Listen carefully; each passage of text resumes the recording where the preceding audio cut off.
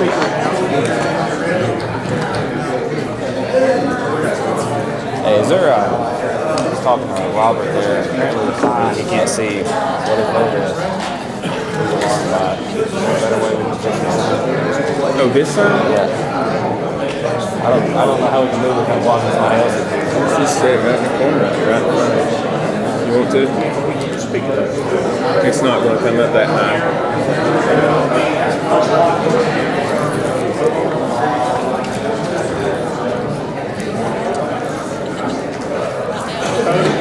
Right now, we'll just lay it down. Cody? Sure. I'll just do this. And then I'll set the sign down. When she comes up, we'll ask her. Put it up? Okay. You can do that.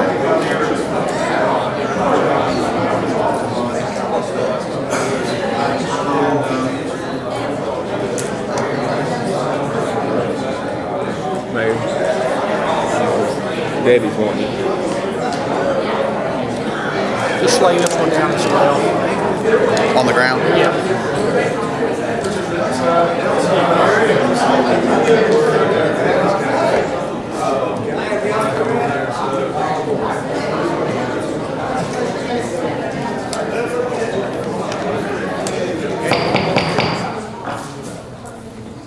The January 20th meeting of Carter County Commission is now in session.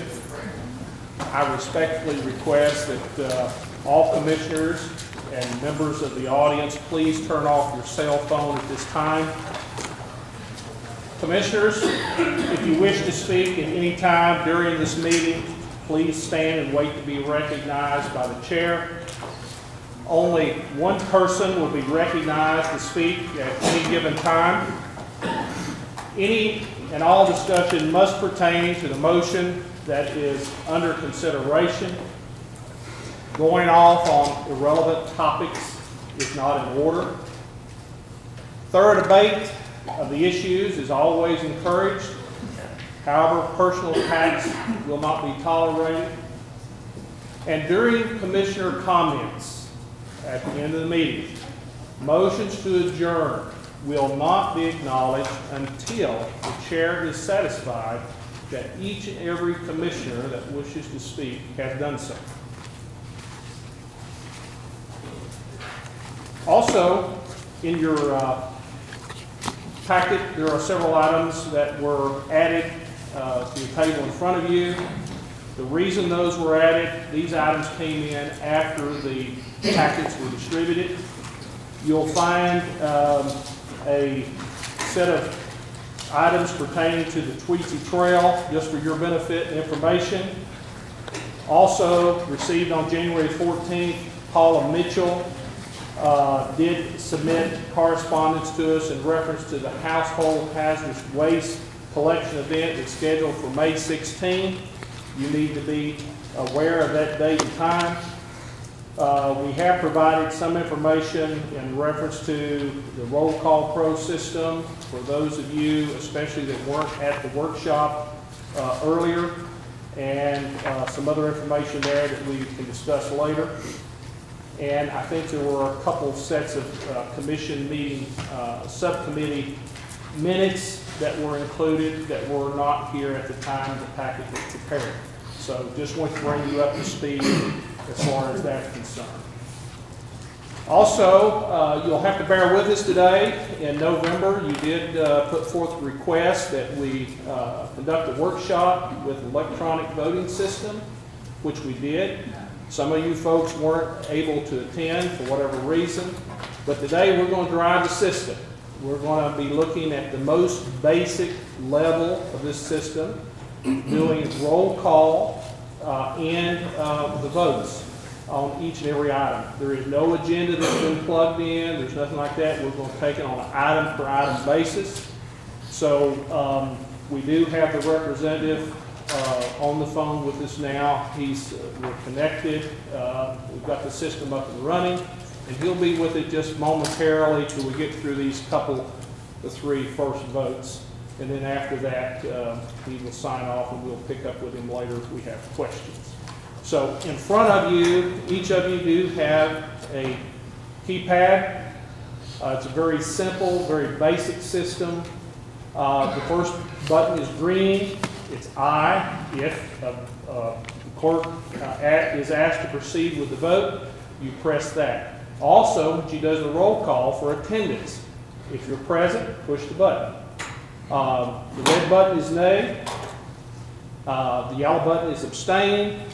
And then if there's a request to speak, down in the lower left-hand corner, we won't be using that function today. The system has many different levels of which we're going to be using just the basic system. And then once you've cast your vote, then the large blue button over in the extreme right, you will confirm and lock in your vote. Once you've locked in your vote on any issue, there's no changing it after that point. So make certain that you're absolutely sure as to what your vote is before you press that button and confirm. Okay, is everyone clear? At this time, Madam Clerk, will you please proceed to take the roll?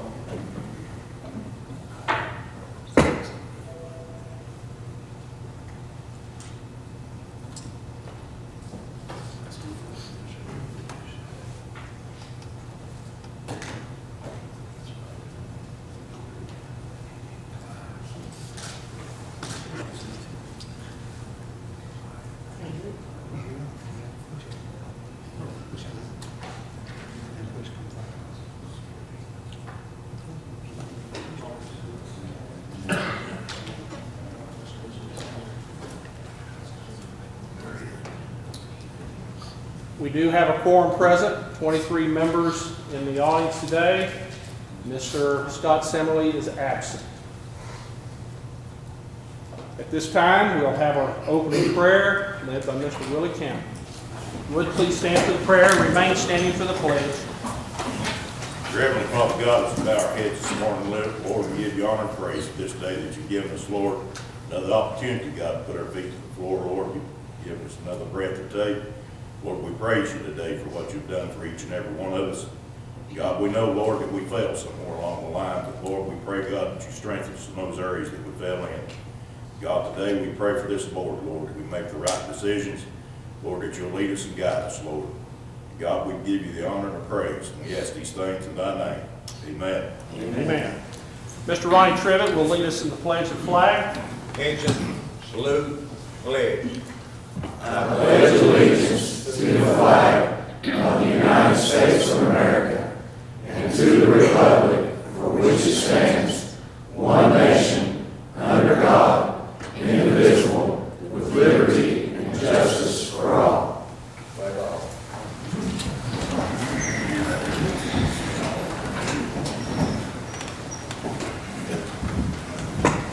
At this time, I'd like to recognize the elected and appointed officials. If you're in the audience, please stand. Thank you for your service.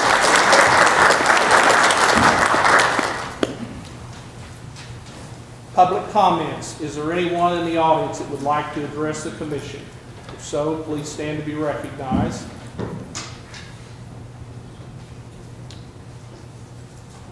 Anyone like to speak? Seeing none, we'll move on.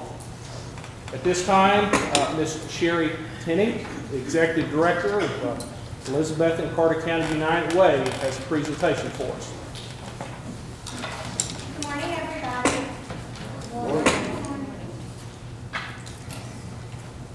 Let's get our little presentation set up. This is just visual, so you can look at it. First off, I'd like to say thank you for coming today, everyone in the audience, all the commissioners. My name is Sherry Tenney, and I have been the Executive Director of United Way of Elizabeth and Carter County for about 3 months now. So it has been a fun transition in our office, but we've had lots going on. That being said, the transition happened during our campaign season. So we are having a different campaign than we have had in the past years. And this is a call to action. Formed in 1981, the Elizabeth and Carter County United Way is a local nonprofit organization providing community impact and economic empowerment in partnership with health and human service organizations within our community. We provide resource support through year-round individual and corporate investment in an annual community fundraising campaign. The investment in campaign dollars are allocated to our local agencies, two which are in the crowd today, as well as specifically designated regional agencies. And those agencies have to be designated by you, the residents. I don't make that decision and the board doesn't. Of every dollar received, 85 cents goes to support allocations and program services. Just 15 cents of the dollar goes to cover fundraising, which generally comes back to the community, and management costs. Area businesses choose to underwrite all United Way special events, such as our kickoff and our report meetings. As you can see here, our goal for 2015 is $160,000. To give you an idea of what other communities are raising, Johnson City, Washington County has raised over $1.4 million, Bristol is over $1.4 million, and Kingsport is over $4 million this year. So our budget of $160,000, I believe, is obtainable for a community of our size, which is over 57,000 people. If every household, which is over 23,000, if every household gave $12 a year, that would raise $281,604. So right now, we're at half of what we could be at, but unfortunately, we have only raised $72,000 for this year of the 160. Of that $72,000, we have basically tapped all businesses and residents of this community that have given in the past. For whatever reason, our campaign is down. Last year, we raised $146,000 as a community, and we successfully have brought in all but $20,000 of that, which by the end of March 31st will be counted as uncollectible. But I believe that we will be able to obtain those dollars.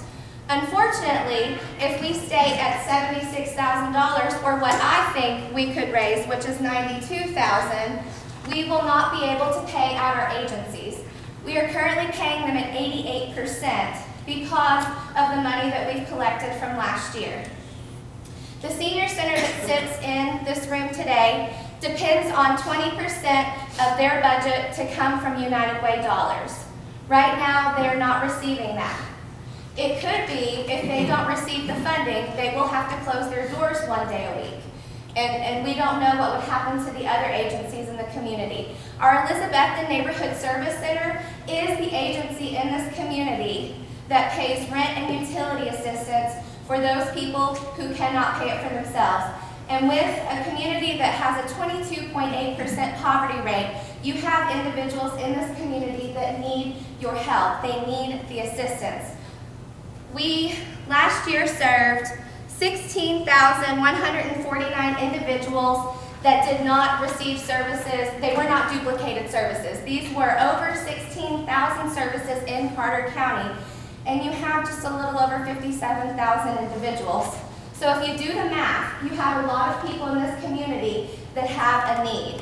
How many people sit below the poverty line? How many people are over 65 and under 18? You do the math. We have to raise this awareness. If we do not raise the funds, we will have to tap whatever savings that we have to pay out our agencies for the rest of the year, and then we will have to make the choice to figure out what we're going to do with our United Way of Elizabeth and Carter County. We have lots of options, but one option is to merge with a larger community. I don't know what happened to the funds if that happened, because we're not there yet. But I would go as far as to say that we would not have the advocacy for our community that we have today with a strong board of directors in your community. That board of directors would cease to exist, and we would have small representation on a larger board for your agencies. Your seniors, your children, your individuals who just can't keep their electricity on. In addition to the 9 agencies that we support, we have several programs that we are the financial officer of, such as FEMA dollars. This year, our community was given over $28,000 to distribute for emergency food and shelter funds. Without your United Way, those funds would not come to your county. They would be redistributed to counties where there is a representative to be able to distribute those funds. that would hurt our community. Those are dollars that are in addition to the $160,000. We also have funds through Atmos Energy Gas Company called Sharing the Warmth Funds, and I am the financial agent for those funds also. Clients come to my office when they need help with their bill, and I help oversee that. I don't know where those funds will go if we do not have United Way in our community. We have agencies that could help distribute those funds, but they're working on shoestring budgets and shoestring employment. So it would be very difficult for them to take on another daunting task of trying to support the community in addition to what they're already doing. So as I said before, this is a call to action. We need our community to rally behind United Way of Elizabeth and Carter County, and not for United Way, but for our partner agencies, for our senior center, for our neighborhood service center, for our Boys and Girls Club, for our assistance and resource ministry food pantry who already struggles to keep their doors open. Our dollars keep them open. You can go to them, you can call, pick up the phone, visit these agencies and ask what their needs are and ask how United Way helps. Open the Elizabethan Star today and see how our dollars help the Senior Center. Or look back at last Tuesdays at how they helped the Boys and Girls Club. Or I encourage you to purchase it for the next 7 weeks because you will see all 9 agencies that we support and how we support them and how they would suffer if they didn't have our funding. United Way of Elizabethton is me and a board of directors. There are no other employees. I am the campaign manager. I am the accountant. I do it all. So our administrative budget is non-existent other than keeping me in the office. We don't purchase anything. If you come to my office and visit me, the chairs, the tables, the computers, the printer, it's all been donated. We don't use our administrative dollars like we could. We give it back to our community. And I just want to make that aware. And if you can look at the brochure that I gave to you, those are our 9 agencies. If you want to give them a call, if you're interested in knowing more about them, I encourage you to do so. There is a pledge card in every one of them that can be sent back if you're interested in supporting your community, and you can designate your dollars to whoever you want them to go to. It might not even be one of the 9 partner agencies, but you can still designate them, and it is my responsibility to get them there. The piece of paper that I supplied to you is an administrative wish list because we don't spend our dollars on the things you see on that list. We wait for them to come in, and we work around it if we don't have them. But that is another way that individuals in this community or different businesses can help us in addition to financial dollar contributions. There are other needs. We need a volunteer base. We need lots of different things, and we are calling on our residents, and I'm calling on you in this room, the people who have the power to make the difference. We need your help. We need to keep our autonomy in Carter County. Our dollars need to stay in our community. And if you have any reason to think that the dollars that you send to United Way of Elizabethton and Carter County do not go to that office, I will do everything in my power to make it as transparent as possible to you that those dollars stay here. Less than 1% goes to worldwide, and most of it comes back to me in flex credits to be able to get educated and trained on different programs so I can come back and help the community more. So I can't be any more transparent, but I am asking for help because I do not know what will happen in the coming months. We have enough money to pay out for another 3 or 4 months, and then we have pledge money. But even of what we've raised, the $76,000, that money hasn't come in. It's simply been pledged. It's not a guarantee. So we don't know what will come. But I believe that if we have consistently met 90% of our goal or more for the past 32 years, I don't know why we can't do it again this year. And I believe in this community. I give dollars and I give back in any way I can. And my board is 100% compliant also. I brought with me, but I didn't distribute, so I'll leave them with you, Mayor Humphrey, a couple of different spreadsheets of different businesses that have done payroll deductions. These employees that work there, I blacked out their names, but you can see what the employees give. Northeast Community Credit Union, every single employee 100% designated. And it may have only been $12 or $26 for the year, but $26 adds up, and it's $1 a paycheck. It comes out before you're paid, so you don't even see it. But if like I said before, if every household household of the 23,467 gave $12 a year, that would be $281,604, which would completely surpass our goal. Our population of 57,338, if every person gave $6, which is 50 cents a month, we would accrue $344,028. Yes, that's 50 cents a month from our community. And I know that there's people out there that have it to give, and we're just trying to increase our visibility. If you have any questions for me, I will answer them. If I do not have the answer, I will find it for you. And like I said, this is a call to action, and we need the help from our residents, not United Way, but our partner agencies and our residents that can't do this themselves. Thank you. Thank you. Do any of you have any questions for Ms. Tenney before she leaves? I do have one question. I work for a company that's corporate headquarters in another state. So when I donate to United Way, I earmark it for Carter County, but I've never had the visibility to make sure that it's making that path back down south to where it needs to be. If you can either now tell me, or we can contact each other, you can tell me what county, if you know the county, and I can tell you if the designations come from that county. We have several counties that designate dollars back to us, which sometimes is strange to me because it could be from Alabama or it could be from New York, so maybe that is your business sending those dollars back. They don't have to put your name on it, so I wouldn't know. But if you can find out the county, I can let you know if that's happening. That's a good point. Thank you for saying that, because our other counties, just so you all know, Sullivan and Washington, they gave over $35,000 of the $76,000 we've collected so far. So half of what we've collected has not come from Carter County. It's come from surrounding counties. That's not to say it's not the residents' dollars, because they're designating it back. But for some reason, we can't get the designations from the individuals who live in Carter County and work here. It's just a need to increase our visibility so people know. And thank you very much for what you do. I'm sure that your money comes back to this community, so thank you for that. Mr. Lyons? Yes, on all the agencies that you have listed in the brochure, Yes, sir.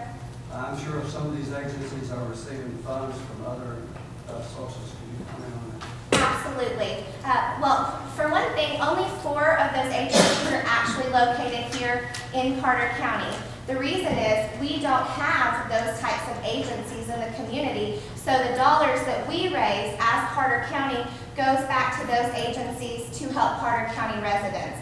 Adult Day Services, they transport individuals from Carter County to their agency 5 days a week, to and from, and make sure that they have 3 meals a day. And the Boys and Girls Club can help out because we're a small percentage of what they raise a year. It's 2%, which doesn't seem like a lot, but she has to apply for grants. She has to apply for government funds. We are a drop in the hat for some, but if that was pulled, it would take away from some of the programs that Jenny is working on creating.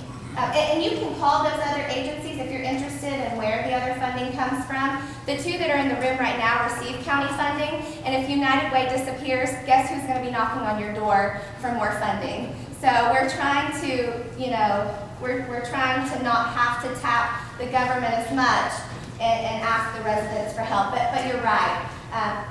It would be a scary day if agencies depended solely on United Way funds, because if we were gone and they depended more than the 20% like the senior center does, I don't know what would happen to those agencies. Mr. Hill? First of all, I'd like to say bless your heart, and that's a really good speech you delivered right there. I am the fundraising chair for a couple of national charitable foundations and a local civic organization. And I'd like to say that you are not alone.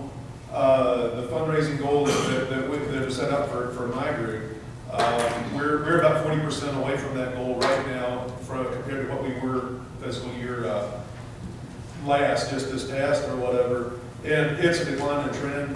But you're doing a good job and staying the course. Just a couple of words of encouragement, ma'am.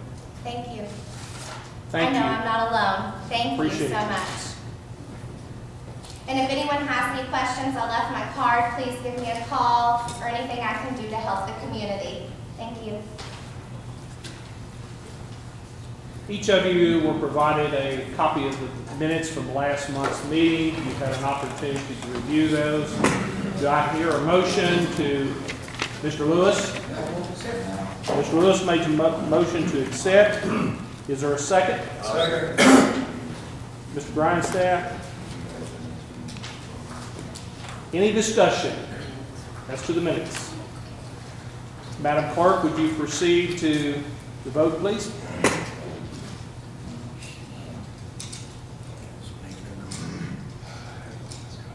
Mayor? Yes, sir. Yeah, there we go. She hadn't locked out the keypad before she started that. Yeah, we got it. Okay, good deal.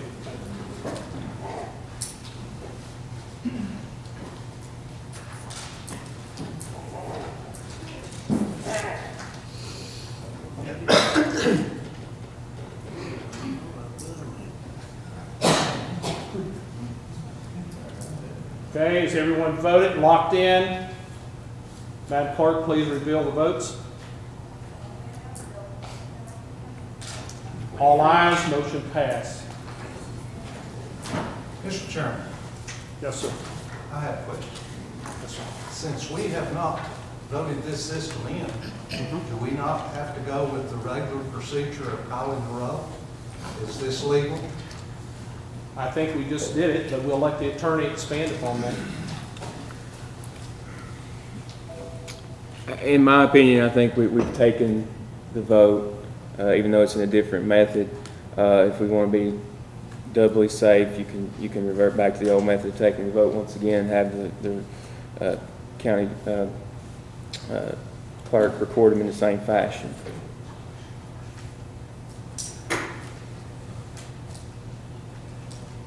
Wouldn't hurt.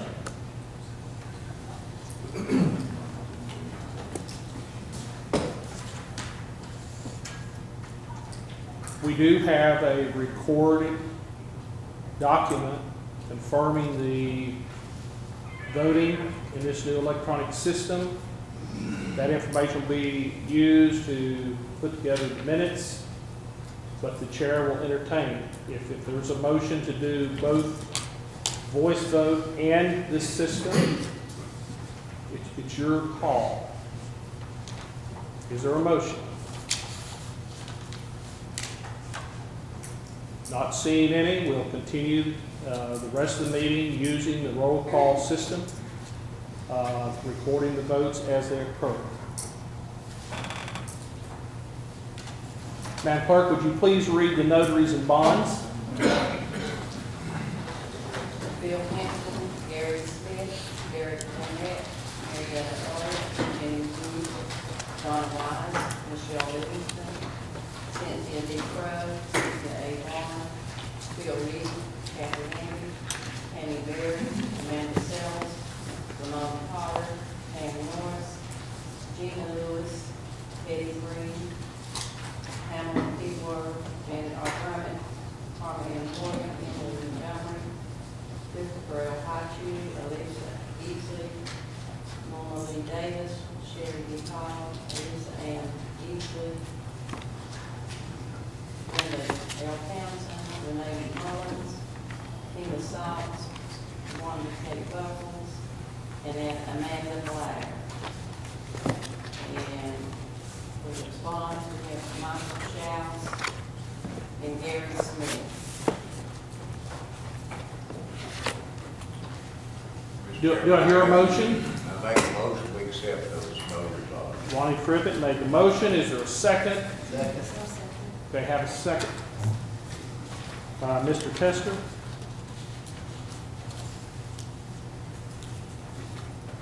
Actually, it was Mr. Jenkins first. I apologize for that. Mr. Jenkins made the second. I recognize him first. It's just a delay right here. So, motion made by Lonnie Crippen, second by Mr. Jenkins. Any discussion? Madam Clerk, proceed to take the vote, please.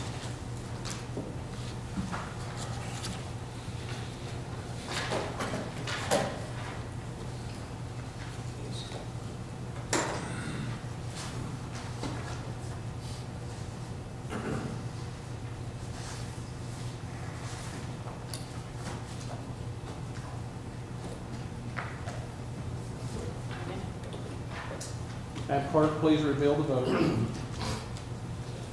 All ayes. Notice of bonds accepted. Now we'll move on to the next item on the agenda, the resolutions. Mr. Harden, would you please start with the reading of the Dan Vance Memorial Bridge resolution?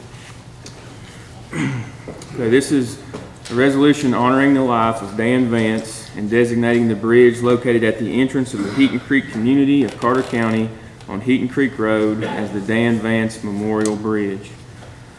Whereas Dan Vance was a native of Carter County who lived his entire life in the Heaton Creek community of Carter County, and whereas it is difficult to think of Dan Vance without also thinking of Heaton Creek, as he was often referred to as the gatekeeper or mayor of Heaton Creek, and whereas Mr. Vance was beloved in Heaton Creek and throughout Carter County for his generous spirit and kind-hearted nature, and whereas Mr. Vance was always quick to lend a helping hand to a neighbor, and he would often selflessly give of his time, money, or possessions to help those in need, and whereas Mr. Vance had a special place in his heart for the senior citizens of his community and would often do for those who were unable to do things for themselves while expecting nothing in return, and whereas Mr. Vance worked at Roan Mountain State Park for 33 years, where he served not only the residents of Carter County, but also helped to share the natural beauty of Carter County with people from all over the country.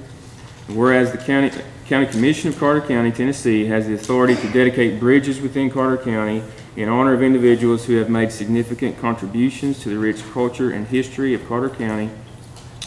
And whereas the County Commission of Carter County would like to formally recognize and honor the life of Dan Vance by adopting this resolution in his honor, officially designating the bridge located at the entrance of the Heaton Creek community of Carter County on Heaton Creek Road as the Dan Vance Memorial Bridge.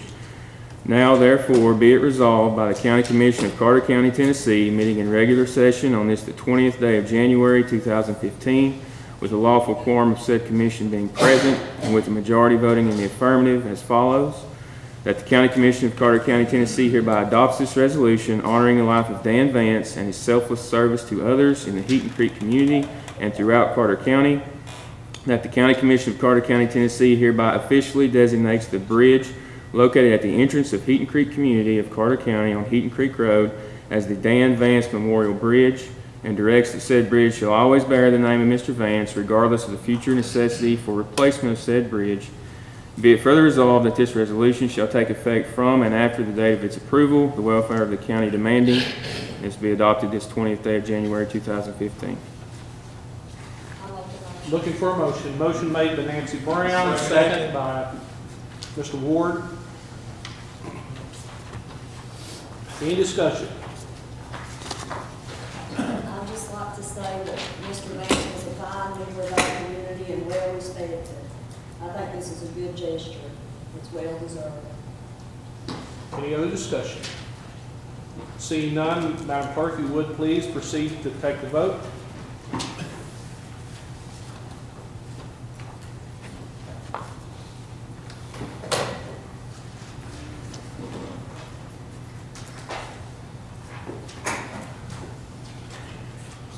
Madam Clerk, if you would please reveal the vote.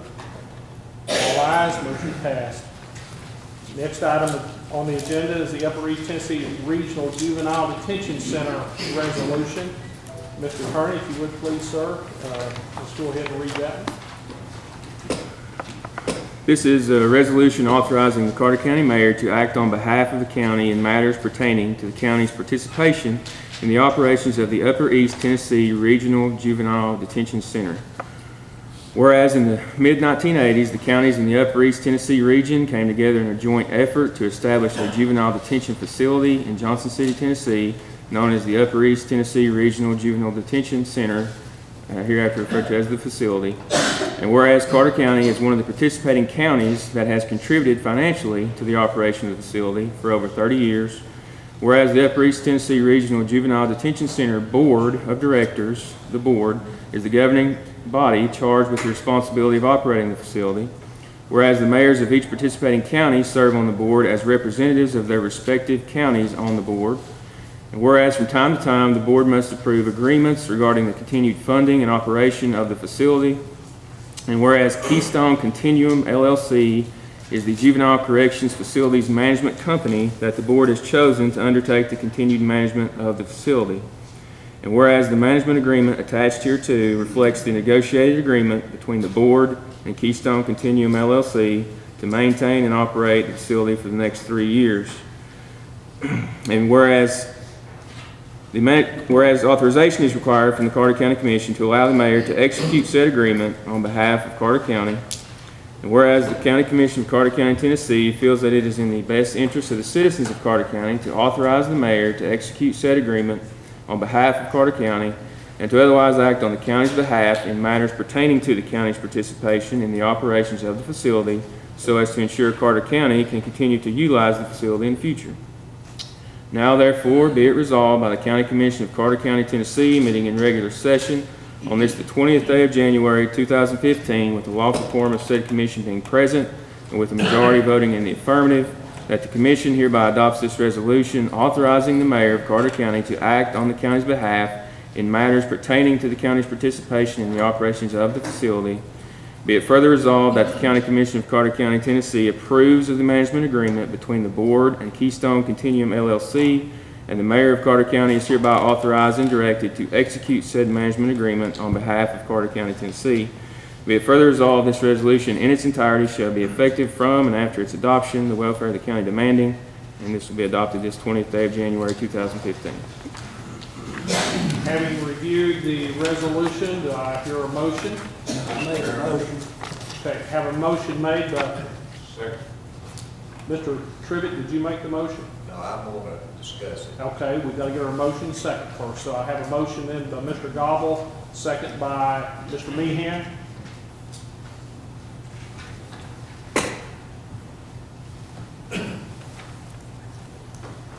Discussion, Mr. Trivett. Yes. How much do we pay for per child there that we locked up? Or how much, in other words, is it a year? How much did it cost last year for this juvenile? Don't have those sets of figures with us right now, and we didn't prepare to bring those. It varies with each individual, I guess, dependent upon the time that they're detained in the facility. But they do charge you each individual? Yes. Okay. And if you recall, I don't know if you were on the commission at the time, this Yes. all started back in 1984. I think at that time, statutes required that you house your juveniles in a totally separate facility than at the jail. And my research indicated that Buildings and Grounds were given an assignment at the time to look for a facility here in the county, and that was not cost effective. So we took on a regional approach at the time, and the First Tennessee Development District, I think, took the lead on this, and that's why the mayors are overseeing. All counties went together to create this facility for juvenile detention. Sheriff and Chief, is there anything that you would want to add to that at this point in time? Do not do things so that we would be required to find a deal for a certain amount of sight, amount of sound, all the planning costs. So it's worked for us very well. It's been cost effective. So, Mr. Meehan. Mr. Chairman, is this just something that has to be renewed annually? No, this runs for 3 years, and in the past, the mayors have always done that because the commission in 1984 gave the mayors the authority to go ahead and represent the county where this facility was concerned. And the minutes reflect that. But So you were functioning this for the last 3 years? yes, sir. And this is just renewing that? Yes, sir, absolutely. And we just wanted to make certain that you were apprised and knowledgeable of this facility, and also that you're involved. There's no way, if you'll note, the agreement, the date on it was back in December, but with us not having a meeting, there's no way that I would execute that document without approval or authorization from the commission, even though many mayors in the past have. So, any other questions? Mr. Mayor, it's 10 people. Is that month or day? Now, I think that's the maximum at any given time as far as detainees. Yeah. just one year, or on a day basis, or a week basis, or what? That's what their facility will hold, Okay. okay? And they'll operate under the guidelines of the state. Mr. Lyons? Yes, Mr. Chairman, during the time that this juvenile detention center was developed, I was in the Department of Human Services working directly with the population going in there. And it's mostly adjudicated offenders, juvenile offenders, and it was also limited to the 8 counties in the upper eastern. But I think now the population can actually be brought statewide into the regional center. Do you know that question? I do not know the answer, sir. No, sir. They tried to limit it just to the 8 counties to start with, but then we were having trouble, especially those children coming out of Memphis into that facility. Well, the size of the facility would determine that, basically, is what their capacity is, just like we've seen here with our correctional facility here in the I county. just wondered what the catchment area is.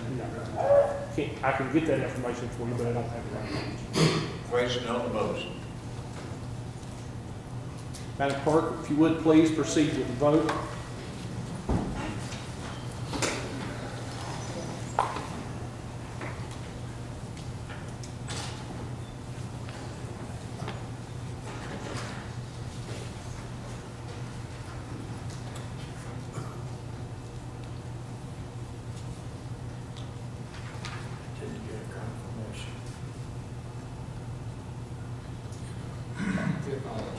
Mr. Von Cannon, if you would please try it again. All ayes, motion passed. Victor,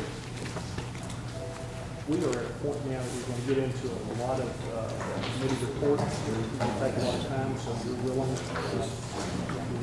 now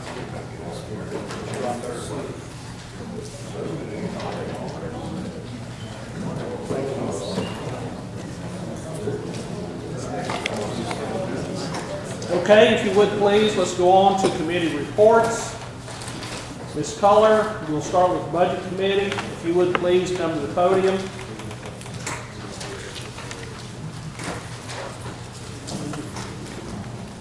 You received your budget minutes just a little bit earlier, hopefully you had time to look over those. There's a list of donations that have been received designated to the animal shelter and to the sheriff's department. They've been reviewed by the budget committee.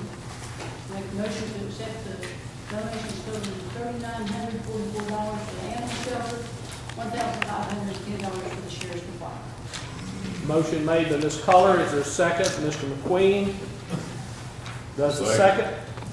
Second. Mr. McQueen was the second. Is there any discussion? Seeing none, Madam Clerk, proceed with the vote.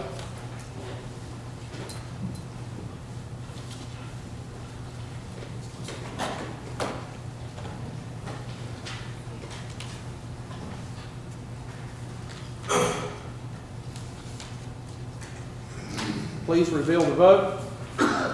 All ayes, motion passes. Next item on the agenda, please. Make a motion to approve the landfill assurance document that was delivered to the packet. Have a motion made for the land insurance assurance document.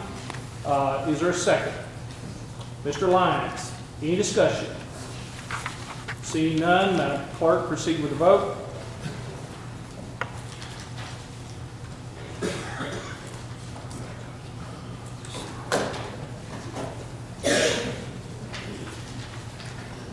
Madam Clerk, reveal the vote, please.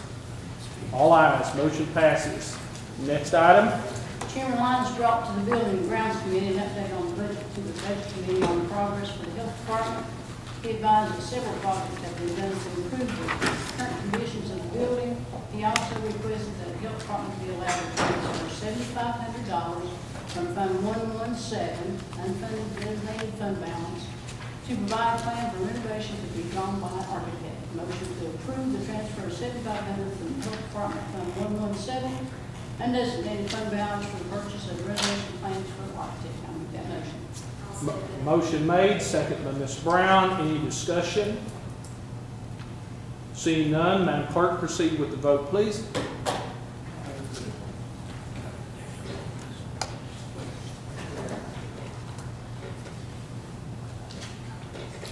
Clerk, reveal the vote, please.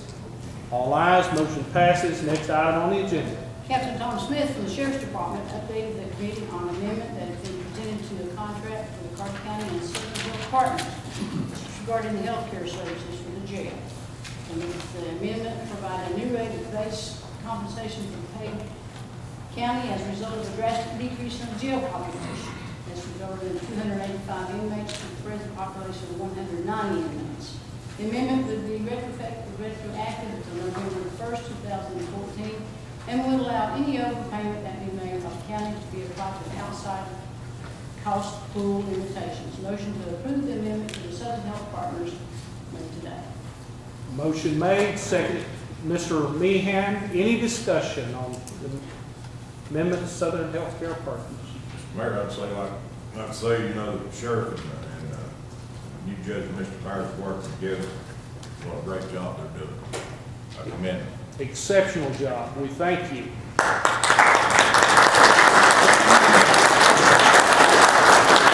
Just think about the magnitude when you've got a 300-bed facility and you've got people laying on the floor, and then you come in and just a different way of doing business.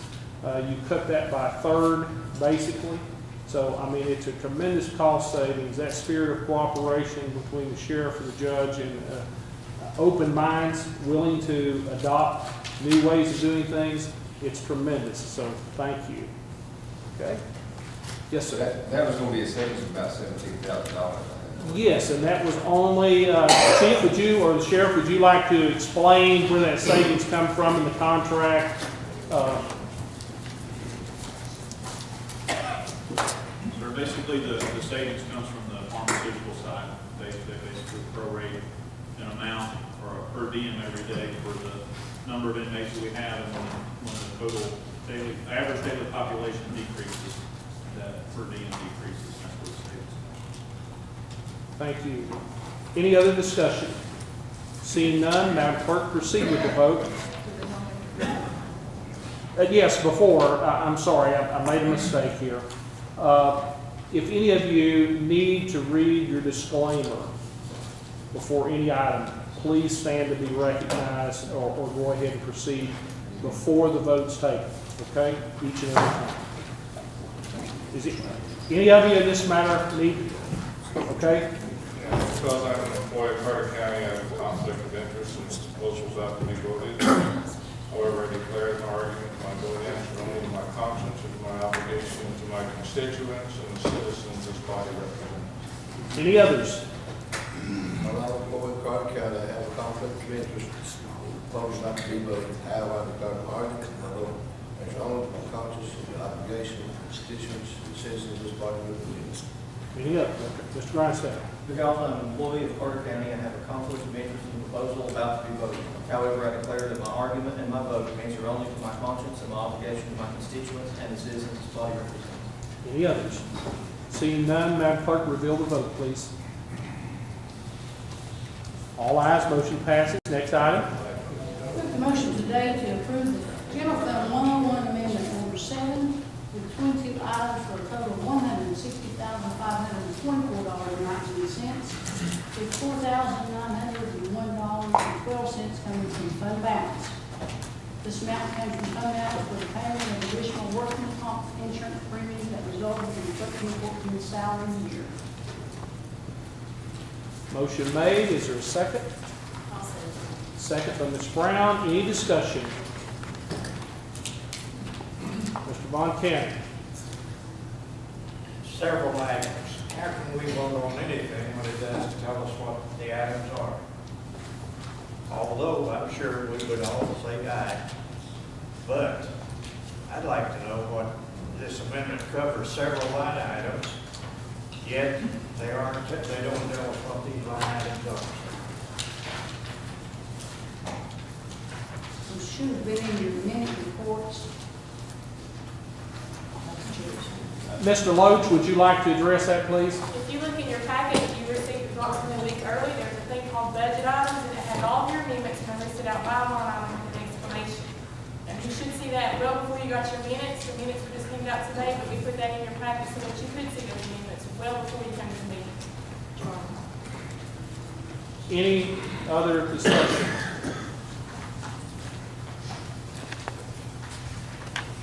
Madam Clerk? Mr. Fontaine, did you find your minutes?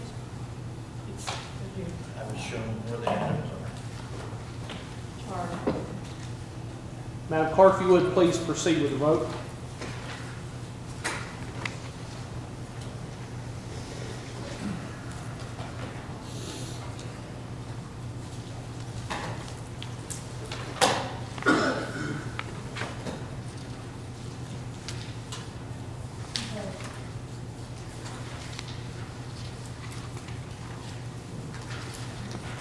Mr. Tester, if you would, please. Reveal the votes, Madam Clerk. All ayes, motion passed. Next order of business. Motion to approve the Drug Control Fund, 121, Amendment Number 3, with 2 items. Total of $61,080, with $61,080 coming from the fund balance. Motion made. Is there a second? Mr. Lyons? Any discussion? Seeing none, Madam Clerk, please proceed to the vote.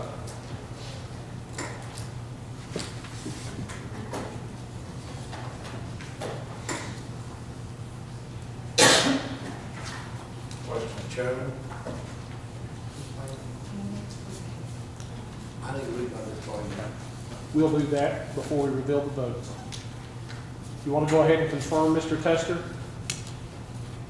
Okay, if you would, please, all those that have disclaimers, read those disclaimers. Because I'm an employee of Carter County, I have a conflict of interest in the proposal that to be voted, however, declared my argument. My vote answer only to my conscience and my obligation to my constituents and the citizens this body represents. I'm an employee of Carter County, I have a conflict of interest in the proposal not to be voted. How I declare my argument, my vote answer only to my conscience, to my obligation to my constituents, and the citizens this body represents. Any other disclaimers? Because I'm an employee of Carter County, I have a conflict of interest in the proposal about to be voted. However, I declare that my argument and my vote answer only to my conscience and to my obligation to my constituents and the citizens this body represents. With that, Madam Clerk, please reveal the vote. All ayes, motion passes. Next item. Motion to approve Highway Fund 131, Amendment Number 3, with 1 item for a total of $13,600, with 0 coming from fund balance. Do I hear a second? Mr. Lewis made the second. Disclaimers, please. Mr. Campbell? Because I am an employee of Carter County Highway Department, I have no conflict with this proposal I'm about to vote. I have a right to declare an agreement to vote, and only is my conscience and obligation by considering the citizens body of representatives.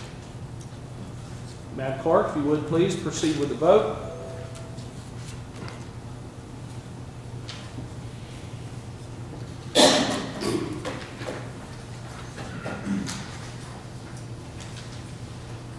Mr. Pugh, if you would, please vote and confirm. Madam Clerk, reveal the votes. All ayes, motion passes. Next item. Make a motion to approve the General School Purpose Fund 141, Amendment Number 4, with 8 items for a total of $737,103.88, with $360,919.73 coming from the GPS fund balance. Motion made. Is there a second? I'll second it. Second by Ms. Brown. Any disclaimers? Mr. I'm Bryson? also an employee of Carter County, I have a conflict of interest in the proposal about to be voted. However, I declare that my argument and my vote answer only to my conscience and my obligation to constituents and citizens of the body represents. Any others? Seeing none, Madam Clerk, proceed with the vote.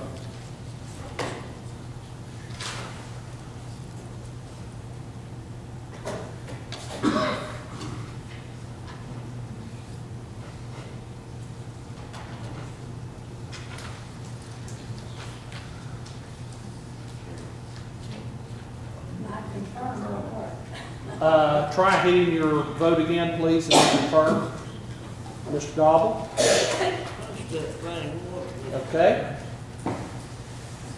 All ayes, motion passes. Next item. Motion to approve the General Purpose Fund balance 141, Amendment Number 5,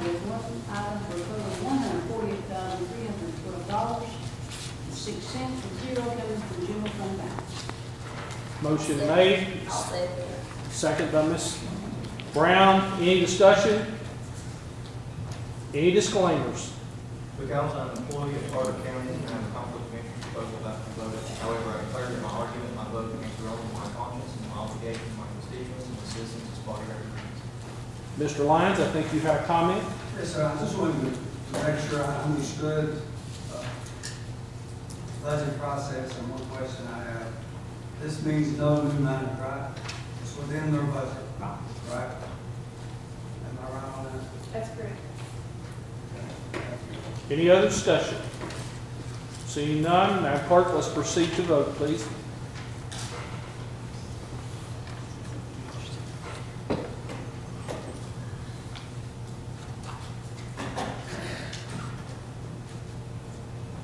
Please reveal the vote. Wait, there's one more, Mr. Ward. Now, reveal the vote. Motion passes. Next item. Make a motion to approve general purpose school fund 141, amendment number 6, with one item. Total of $9,033.18, zero coming from the fund balance. Do I hear a second? Mr. Lewis makes a second. Any discussion?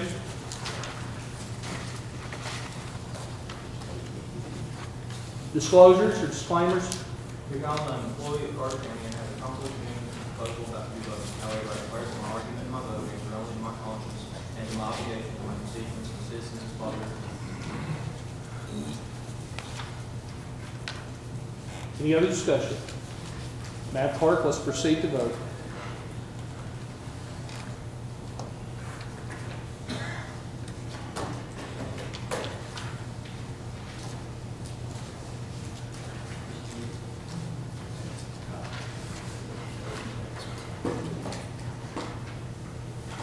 Mr. Von Kent.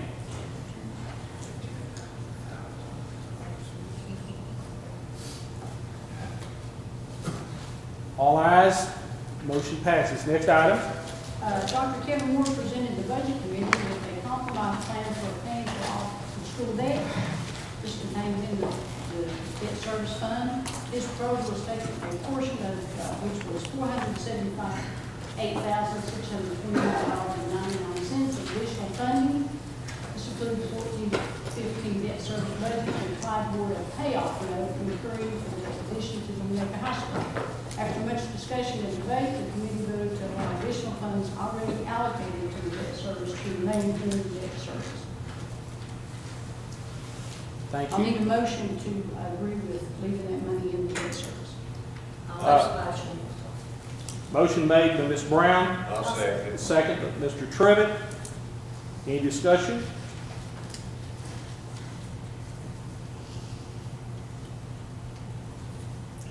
Madam Clerk, proceed to vote, please.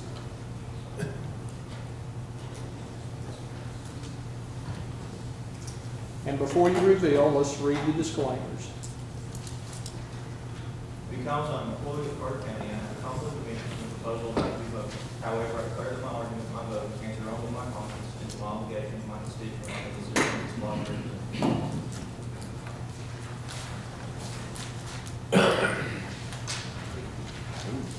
17 ayes, 6 nays. Settles the matter is finished. Okay?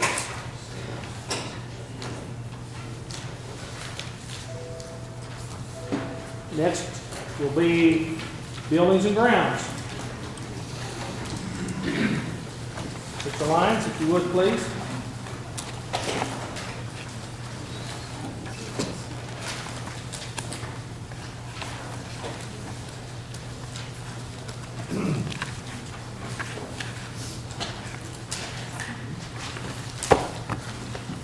We already had the motion on the $7,500, which I appreciate very much. So that's for the design work on the health department. I just wanted to say that this has been a 2-month involvement of committee members. There's also been involvement with Sheriff and his group, which we appreciate very much. cleaning the gutters, doing the downspout. Also with the road superintendent, Mr. Cobalt, who has been on site at least as many times as I have, which has been probably 6 or 7 times. And the reason for that, he is looking at the ditch that needs to be taken care of and back up the building and around the side of the building, try to deal with that drainage issue. We've discussed that drainage issue for some time, and this is something we still need to talk about just briefly, if I could. We had talked about the drainage ditch being a ditch all the way around, kind of slope ditch with rock in it. And as late as this morning, I talked with Mr. Cobalt before we got started. And the best way to do that drainage now and keep it away from the buildings, which has been running the buildings for some time actually. The best way to do that now is through a piping system, going around the back of the health department and shooting it out to the side of the health department. And the cost on that is going to be about $2,200. That's for the materials. And we, of course, have Mr. Cobalt and his staff that's helping us with the labor, just as the inmate labor has helped with some of the other stuff. And Mr. Cobalt, could I call on you just to explain that piping of $200 or $2,200? Would you comment on that, please? Yes, we're planning on connecting to the downspouts and running into 8-inch pipes and drain around the building, also several catch basins. Most of the downspouts, the water is just running back through the building, not away from it. We can contour the ground around it without piping it, but I think in order to get complete the way we're going to worry about in the future, it should be piped. Thank you. Mr. Cobalt, do you have the money in your budget to do that, or do you need to bring it before the budget committee? Oh, the material would have to be bought by someone. But can. We will need to bring it. So I make a motion to turn this over to the budget committee. Have a motion that this item goes before the Budget Committee. Do I hear a second? Second by Mr. Lewis. Any discussion? Madam Clerk, proceed with the vote, please.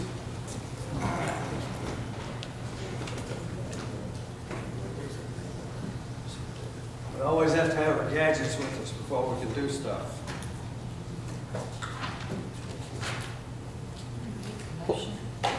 The motion was to refer this matter to the Budget Committee. The amount of money that's needed, would you say $2,500, is that correct, or $2,200? About 22. Okay, $2,200 to the Budget Committee to buy the materials and supplies, to do the necessary work at the Health Department to correct the drainage problems.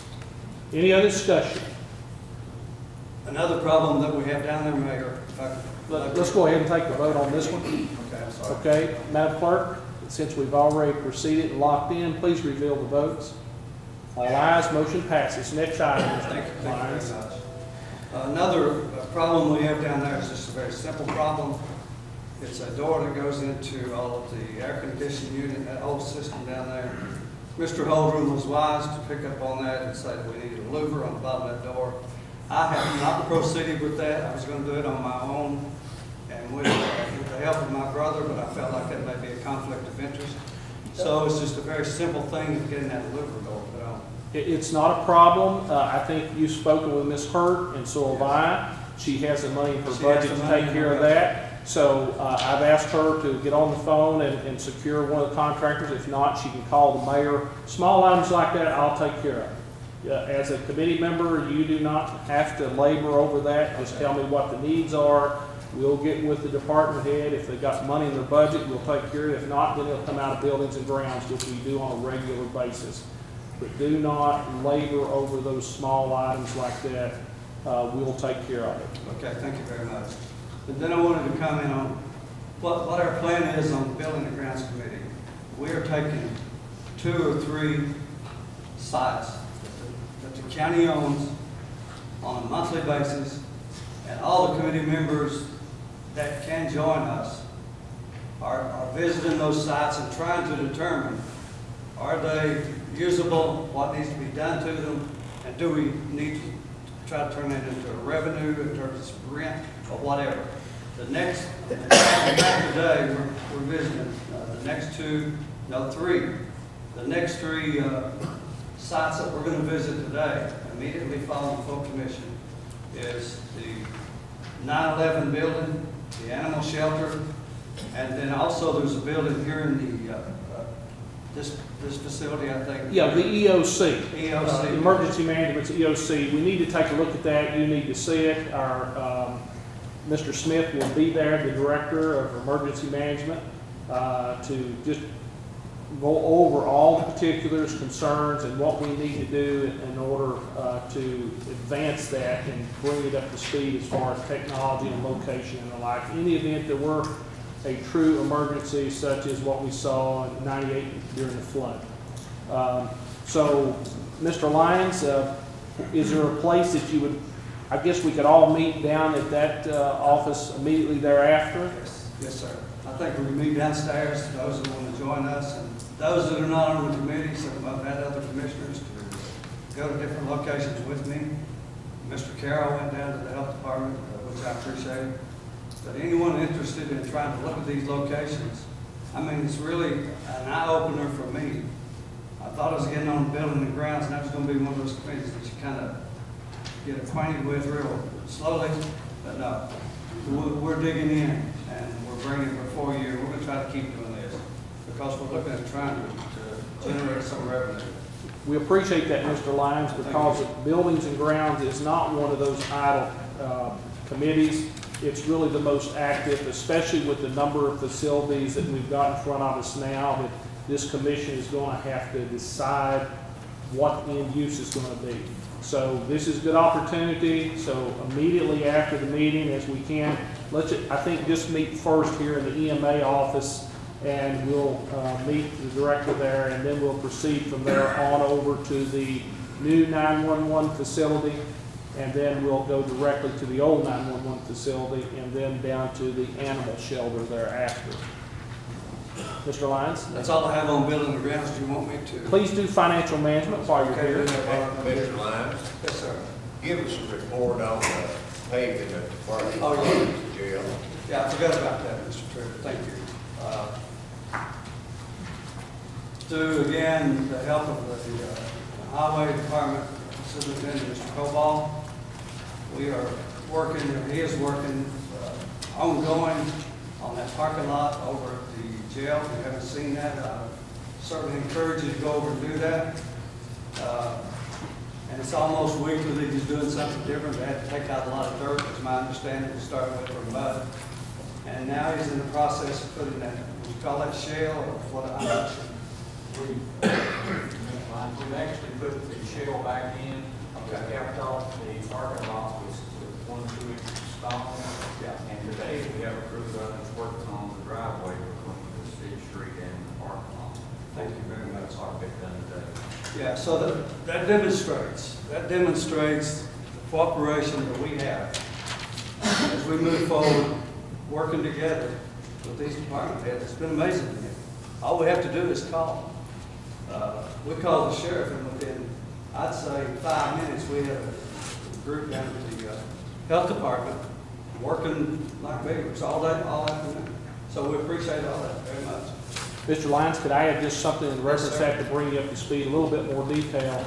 Early on, we met with the sheriff and Mr. Cobal, and the intent was to do the entire parking lot ourselves with in-house forces, materials, and labor.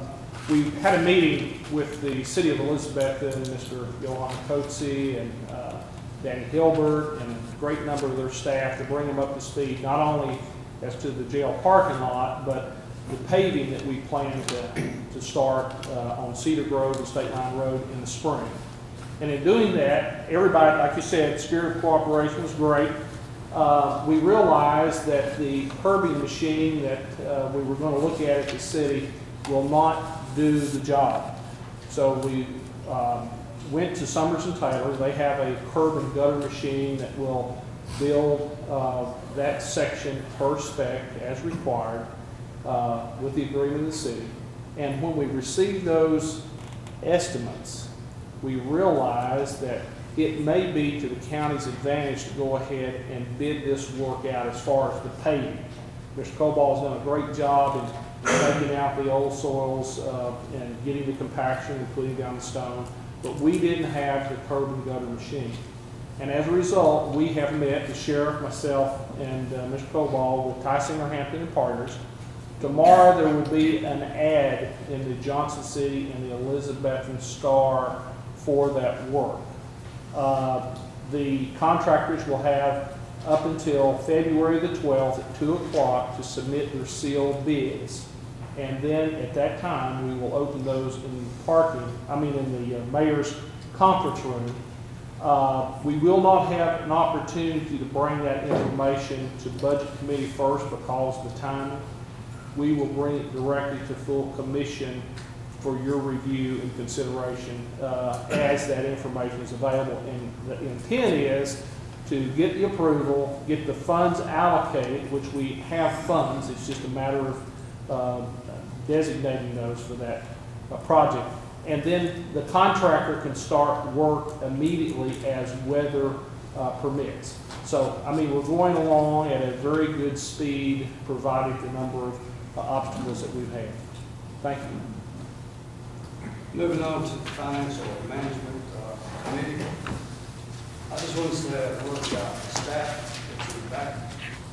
Mr. Loach and your staff have worked tirelessly, endlessly, to get that software in place. Plus, trying to work with this committee to get that work done, so I appreciate that very much. There was a motion, well, let me back up. Last time that we were here in November, I naively brought up, I think, 5 or 6 properties that we needed to talk about and discuss and possibly put the auction for the county. That naivety of mine got me back to where I am today. We went back to the Financial Management Committee and we made a motion after review of a procedure, or actually a 2-step procedure. And it's a procedure for sale of real property owned by Carter County. And that's property acquired by deed and property acquired via tax sale. There's a step-by-step process that you have in your handout. I'm sorry you didn't get that earlier. I think that was given to you this morning.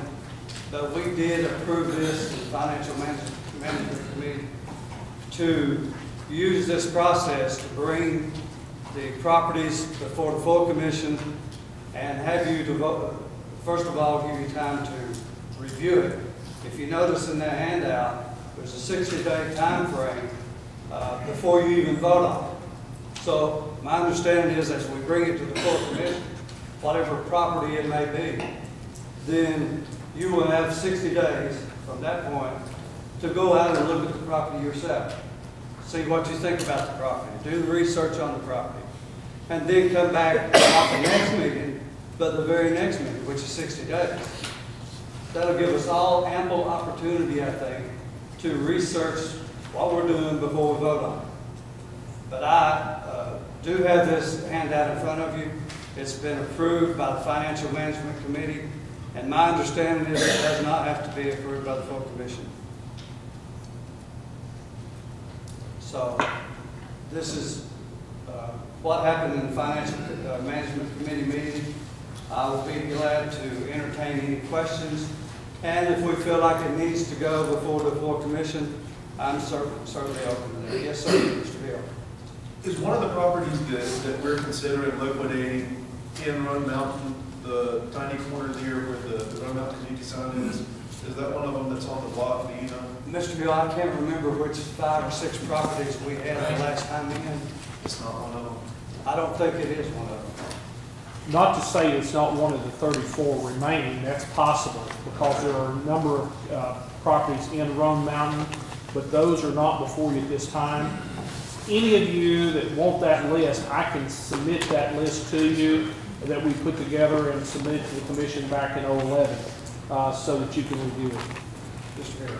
Yeah, so the reason I'm asking is that I'm currently investigating the possibility of a Roan Mountain Farmers Market.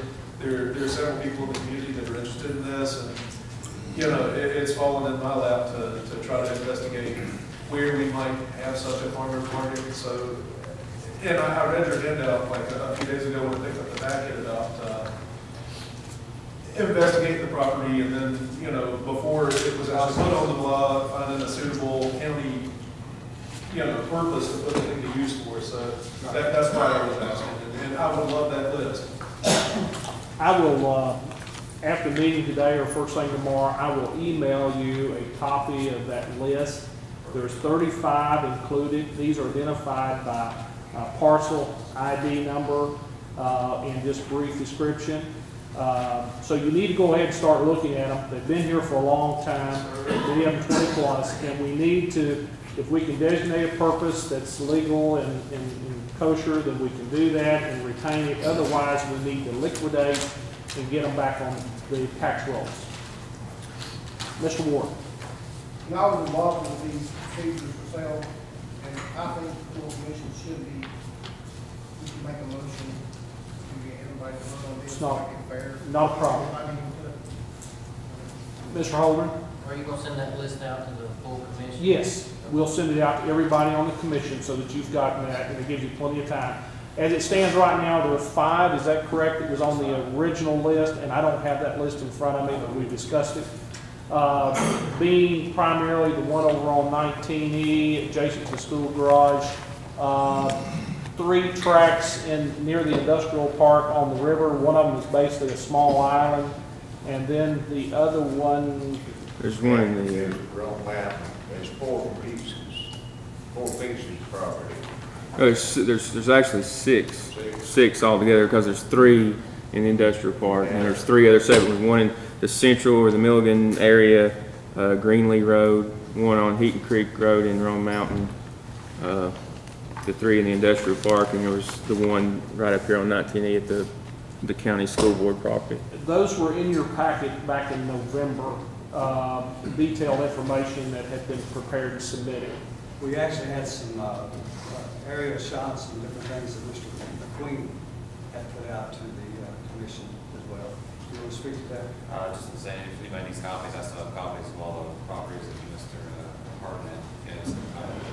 And the whole purpose of this procedure is to make certain, as we go through this liquidation process, that you're as informed as much as possible. You've got every bit of information. It gives you a 60-day window to review and ask any questions you have prior to that time. But at the end of that 60 days, we'll make a decision as which ones will actually be liquidated, which ones won't. We're looking at going forward after this passed, as the county attorney and finance director schedule will allow, hopefully 5 or 6 every 6 months, so that we can release these or liquidate as quickly as possible. Any other discussion? Mr. Hill, excuse me, Mr. McHale. I was going to follow up on Mr. Ward's. Did we get a motion to adopt this policy as a procedure for sale of real property? County attorney indicated that it didn't need to be approved by the full commission, but Mr. Ward has raised the concern, and I'm in agreement. It's not a matter. I think this is a very detailed procedure. We didn't have this in 11, and I think everybody needs to be aware of what the procedure is. So at this time, we'll entertain a motion to adopt. I move that we adopt this so it goes on public record that we adopt this. Motion made by Mr. Meehan, second by Mr. Ward. Any other discussion? The piece of property there on 19E is what parking lot for the sheriff department confiscated vehicles. And it's really not a good plan to sell this property. We keep a gate locked at it because these people break into these cars and, you know, to secure these vehicles. We need to keep people off of this property, and the property that we're going to sell is behind it. It's really, to me, I think it's a worthless piece of property because it's, every time the river goes up, it's going to be underwater. And I like to drop that piece of property, or at least let's look at it, because I don't think it's feasible to sell that, because that's going to cause us, where we park our, confiscate vehicles, it's going to cause, open the doorway for people to get in our too. Right now, we keep the gate locked. Well, we'll address that once we get to that point, when Mr. Lyons calls for that. But right now, we have a motion and a second to adopt the procedure that's in your packet, and that's where we're discussing. Okay? Tester, that property is behind the school bus garage, and that's where the park and rec, was skate ring one time. But you don't park any vehicles or anything back there, they're all up there. You know, the gate from Yeah, but there's a right of way down through there too, on the other side of the gate. You're just asking for trouble. Okay, if we would just hold discussion on these other matters until we go ahead and take care of the matter that's already on the floor. Any other discussion as to the procedure that was included in your packet for the sale of property? Madam Clerk, if you would, please proceed with the vote.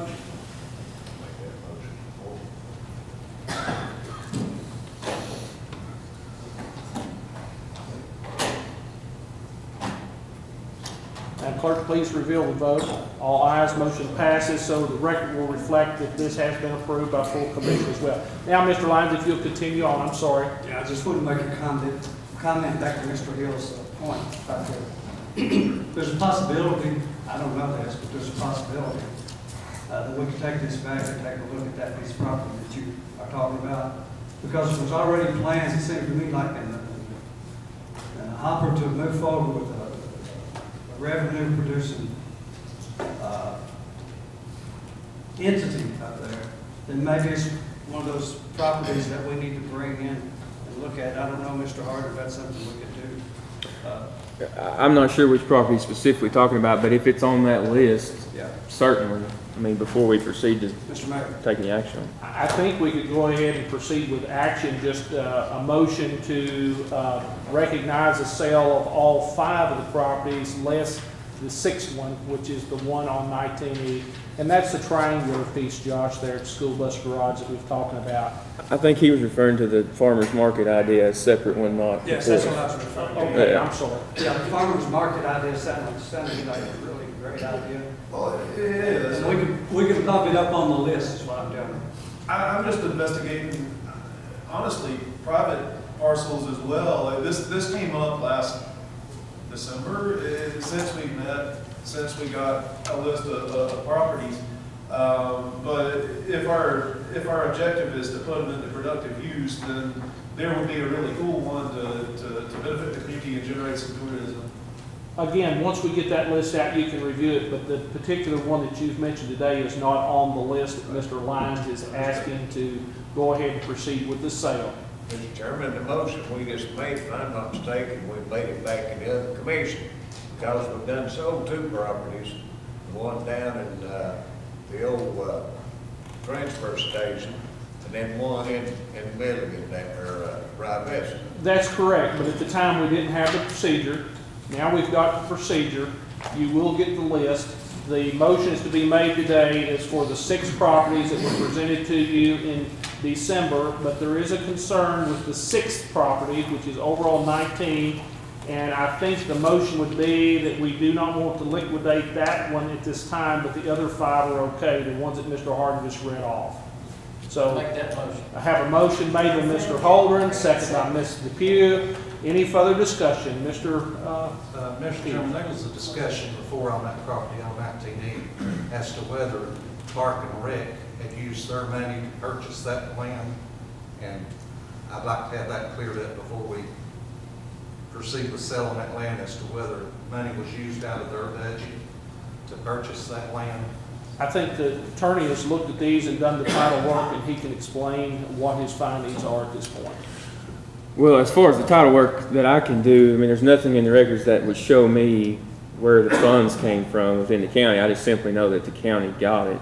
And I obviously wasn't around the commission at that time, so I can't say if Park and Rec funds specifically were used to purchase that property And that's not, I mean, I don't have privy to the closing statement or something of that nature, so I'm not sure, and I can't answer, maybe Mr. Loach could answer The that question. county owned it and the Park and Rec wanted it, but after they studied it, it's in a flood zone and they decided not to build a skateboard in there. So they didn't have no funds in there. And also, that's the one that's being accepted out, so that gives us an opportunity to research that, and we can bring that back next month. So with that, Madam Clerk, if you would please proceed with the vote. And again, the vote is that you're going to approve the sale of 5 of the 6 properties that were submitted to you in November. The one being accepted is one on 19, which is the bus garage. Madam Clerk, if you would please reveal the vote. All ayes, motion passes. Mr. Lyons, next item. That's all I have, sir. Thank you. Thank you. Education Committee, Mr. Von Cannon, if you would please. Thank you, Mayor.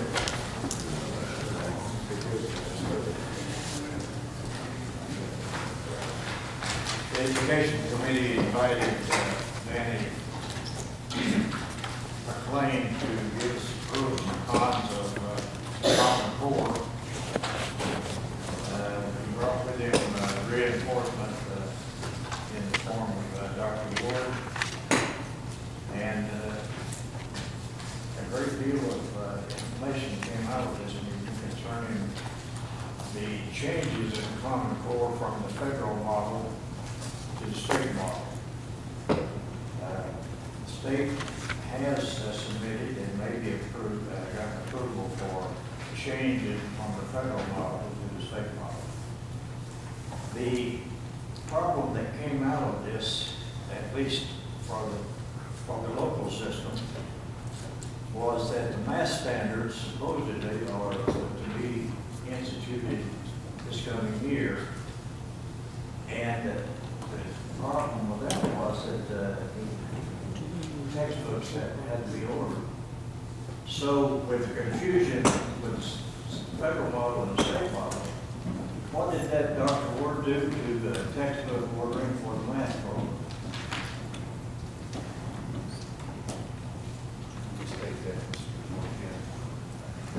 The math standards supposedly were to go into effect this coming year.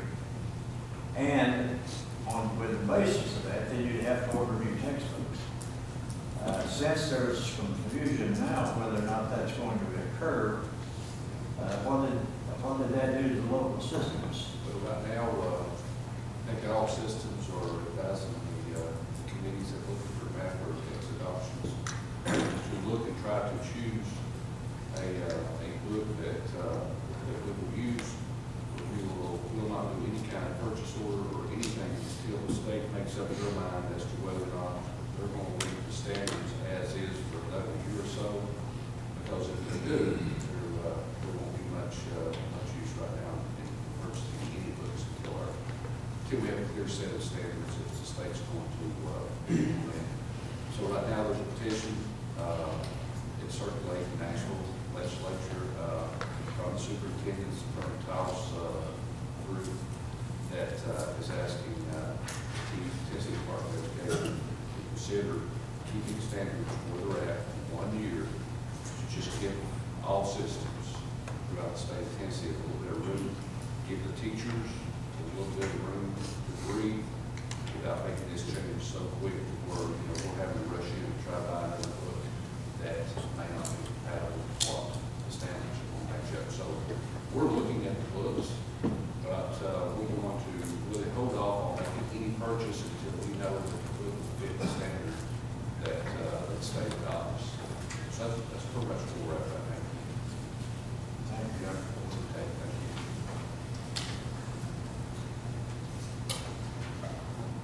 The meal program has been instituted, we've asked before, it's going on for a while. I noticed that in. Commissioner Von Cannon? Uses. Sir, if you could use the mic, some of them are having a little bit of difficulty, and speak up just a little bit, please. The meal program that began this year is going very well according to sources in the system. Tennessee Promise, the program to offer community college to new graduates, has gained some traction from the federal level. If you notice, the president came to Knoxville recently, Mississippi Parkway, or to the community college there, and proposed that $60 million be spent nationwide for a program similar to Tennessee Promise. So that's a credit to the state, as far as I'm concerned, to the Haslam administration, that they came up with this program funded by excess money from the lottery. How will the federal government pay this $60 billion? Their proposal is to increase the taxes on to 1% of the wealthy in the United States. Some people say, well, that's a horrible thing to do to somebody that's risked their money to gain more money. But let's look at this. 1%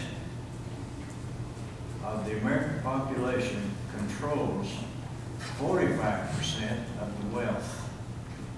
They can stand to be taxed for the benefit of the children of this nation. In 5 more years, that number will increase, according to stats, from 45% to 48% of the wealth controlled by 1% of the American population, the 1% of the wealth, 1% of the people controlling 48% of the wealth in the United States. Another thing I've noticed recently is maybe a trend to go back to civics. You ask a group of students today who the senator is, and they may or they may not know, but chances are they won't know, because civics is the thing that died. I guess it's supposed to have been taught along with history, but civics is something that is being given some traction today. Whether it'll work or not, I don't know. I've asked that each committee member come up with some ideas of what we can do in programs to further our thinking about education in the county. Not only the committee members, but also anybody in the community and anyone on the commission. There's no question that of all the things that face our society today, education is the one thing that certainly is our future. We do an excellent job in Carter County and have done for years in training our kids for jobs in Charlotte, Atlanta. There's nothing here except government and education. Therefore, what's the future? Just get your credit card out to buy gas to Atlanta, Charlotte. Because our future here is tourism, in my opinion, and I can say that having recruited industry from the state of Georgia, from the state of Tennessee, and from Carter County. I don't see anything left except tourism. That's my personal opinion, and if you disagree with that, prove it. Thank the committee members, and I thank Mrs. Deeds for submitting the report. And let's get those kids educated. Thank you.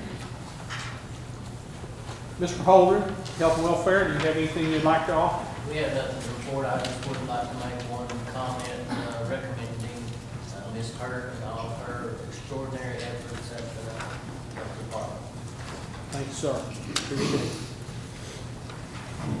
Highway Committee, Mr. Hill, would you like to please come forward and present your report?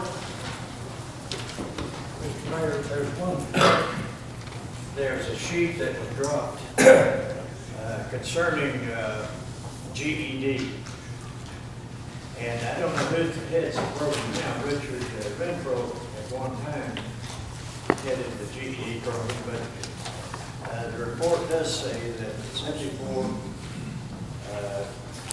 people passed GED in the county.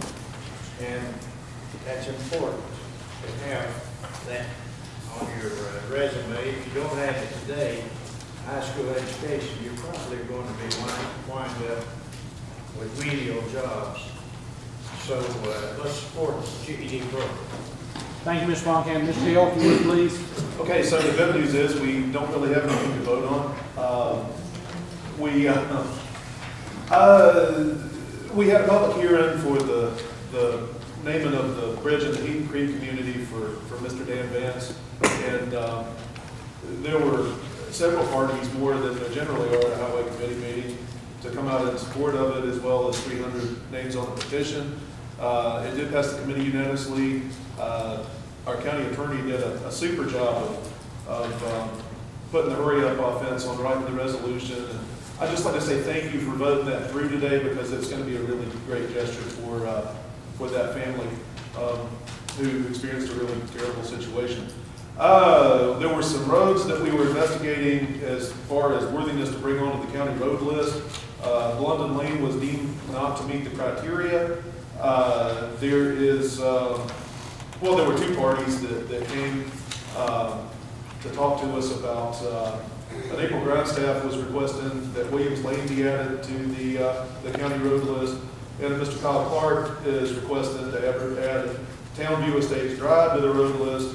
We tabled that in further investigation, and we've got that in the capable hands of our county attorney to see if we can help them any.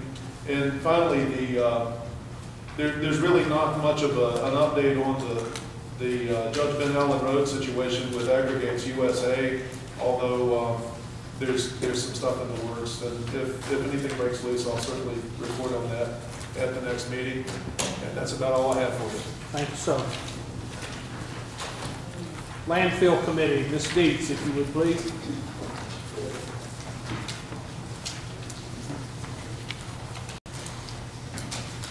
Good morning. At our last meeting in November, we agreed to match a recycling grant with the state, and I'm happy to say that grant has been approved. And Mr. Lyons will complete or proceed with the grant request in February. He has some more details to take care of. The Little Milligan Convenience Center, which of course is the former Elk Mill Convenience Center, is getting near to completion. The plumbing is almost finished, and the Tennessee Tech Vocational School is going to do the wiring. Permit and materials for the wiring has already been taken care of, have been purchased. At the recycling center, they collect, and I know most of you know this, but just to think, something I want you to think about. They collect number 1 and 2 plastics, cardboard, paper, which includes newspaper, office paper, shredded papers, magazines, and books. They also collect motor oil, which they use for fuel, and now they're collecting cooking oil, which they're going to receive 50 cents a gallon for that. And it was initiated right before Thanksgiving because so many people now cook their turkeys in oil, and they wanted that to be a place where they could recycle the oil at that time. You have information in your packet about the household waste event. And it's been mentioned before, but just a heads up on that coming event. It's May the 16th. It'll be from 9 a.m. to 1 p.m. to Recycling Center. And citizens may bring herbicides, pesticides, household chemicals, mercury has even been brought, other hazardous materials. And the state helps with that collection. And of course, they use inmate labor at that time. At a workshop recently, I learned that the state has a regulated recycling goal for each of the counties. And that goal is 25%. The state is thinking about increasing that, even though many of the counties do not reach that 25%. And some of the people who were there complaining about that. Do you know what the recycling percent for Carter County is? It's 37%. And that's thanks to our competent manager, Benny Lyons. That's right.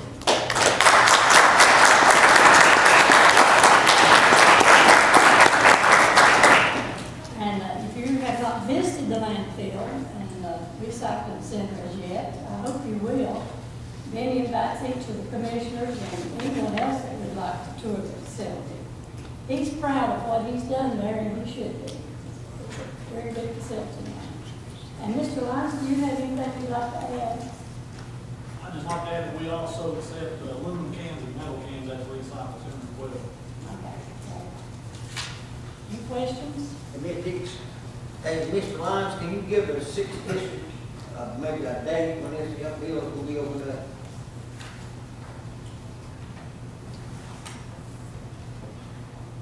The Tennessee Technology Center is doing our wiring and they're working with a new group of students. So he said it's going to be a little slower than normal, but they are in the process of getting the components in there that we need to do what we want to do with it. So over the next, hopefully, month. Okay, say 30, 60 days, maybe? Yes. Thanks, sir. While Mr. Lyons is up, could you give us an idea of what is acceptable, what is not acceptable at the hazardous waste program coming up? Pretty much they don't want to accept paint on those days, any type of paint, oil-based or latex. It's going to be household chemicals, herbicides, pesticides,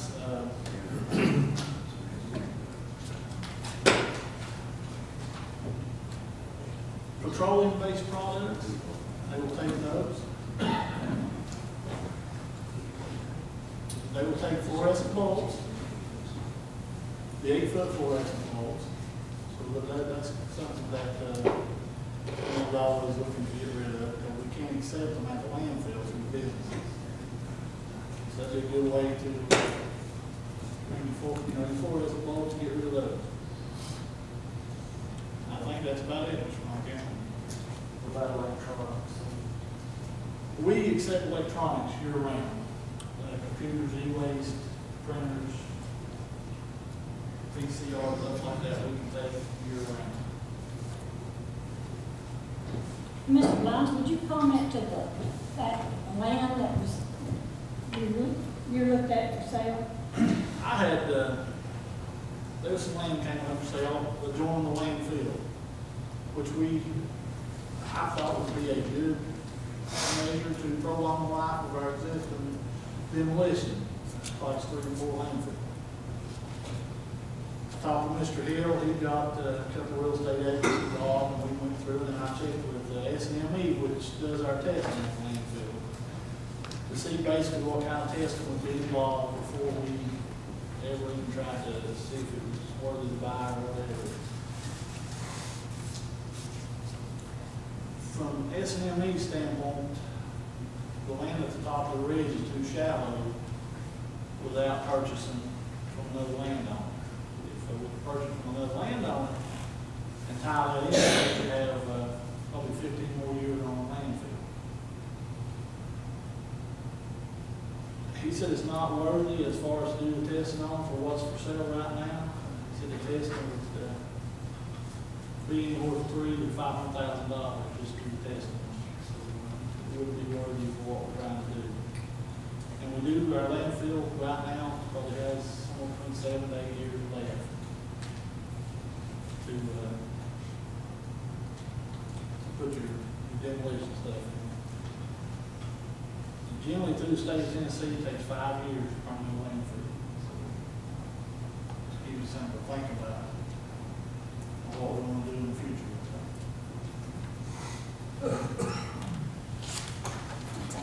Thank you, Ms. Speaks. Mr. Chairman. Yes, sir. They several wants to take about a 5-minute recess, so I make a motion, we recess for about 5 minutes. Have a motion, is there a second? Second? Okay. Madam Clerk, if you would, we're going to use the... No. Okay. This is vote, voice vote. All in favor, say aye. Aye. You got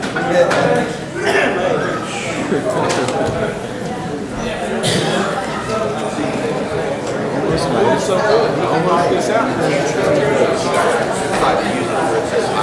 Depending on what happens in the commissioner comments. smooth pretty good. I was pleasantly surprised how smooth it went. I thought there would be more issues. So we can finish up the meeting. Next order will be the nominating committee. Mr. Trent, is there anything that you have? Mr. Chairman, the only thing we're going to have to postpone the Park and Rec Committee, because we don't have enough people in certain districts, and I'm in the process of calling and getting it done, and so February, we hope we have enough to fill that committee. Yeah, as it stands at this time, we have applications from 5 of the 8 districts. We have a number that will have to be addressed. I think in the 3rd, there's probably at least 3 people that have applied. So per the statute change, it authorizes only 1 member per district and then the liaison from the county commission. And hopefully February we'll have enough to act upon and nominate committee. So we'll take care of that at that time. Rules and bylaws. Rules and bylaws, really the only thing I want to just ask help from the committee is, we're doing a task force to go over certain issues, and I'd like, any opinions, you guys want to email me or anything about the committee appointment issues, we're trying to get that on track. So any help or any opinions or any facts that you all may find, it would definitely help out. That's pretty much it. Okay, thank you, Mr. Jenkins. Are there any committees that I failed to call on? Law enforcement. Law enforcement. No report. Any others? Okay. That finishes up the committee's reports. And before we move on to the county attorney's report, as you recall, back in November, you directed me to put together a workshop on the roll call pro system, which we did. We've incorporated the most basic form of that system today. And I think when you consider the amount of time savings, everything's went really well. It's a very simple system, the most basic that I can find. I have done quite a bit of research, and I have provided you with a price list. There's a packet, there's 3 documents there. Price list, one of them is $11,550. That's the most basic. Then we have the advanced system that's $15,700, and then the premium system that's $20,200. Also, I went to BIS, which is a local supplier in Piney Flats, and asked them to give us a estimate on a system similar, electronic voting system for a 24-member body along with the clerk. I received that on Friday of last week. Their price is $29,090. Major difference there is, instead of using the very simple keypad that you've been using today, there are iPads for each of the commissioners. And I have spoken with some of the other communities that are using this, namely Unicorn.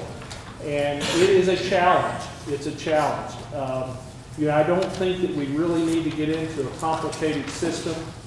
I do have yet one other proposal coming, should be here today or tomorrow for a similar system, but still, based on my preview, it's not as simple as this one. I mean, this system can do whatever you'd like to do with it. We have previewed it. Today is the end of our preview agreement. So we'll need to return this system back to Roll Call Pro. The question is, I guess, what is the commission's desire? How do you want to proceed with this system or another system like it? The floor is open for discussions. Ms. Dietz? My question is, how are we going to pay for this? I have done quite a bit of work, looked at my budget, and with trending, if the commission would allow, I would be able to pull up $20,000 from 3 different line items. I think my trending will allow adequate funds at the end. That's the buildings and grounds budget. So if you decide to buy a system, any system, I would be willing to donate the $20,000 to take care of the system. The other part of this is the infrastructure components.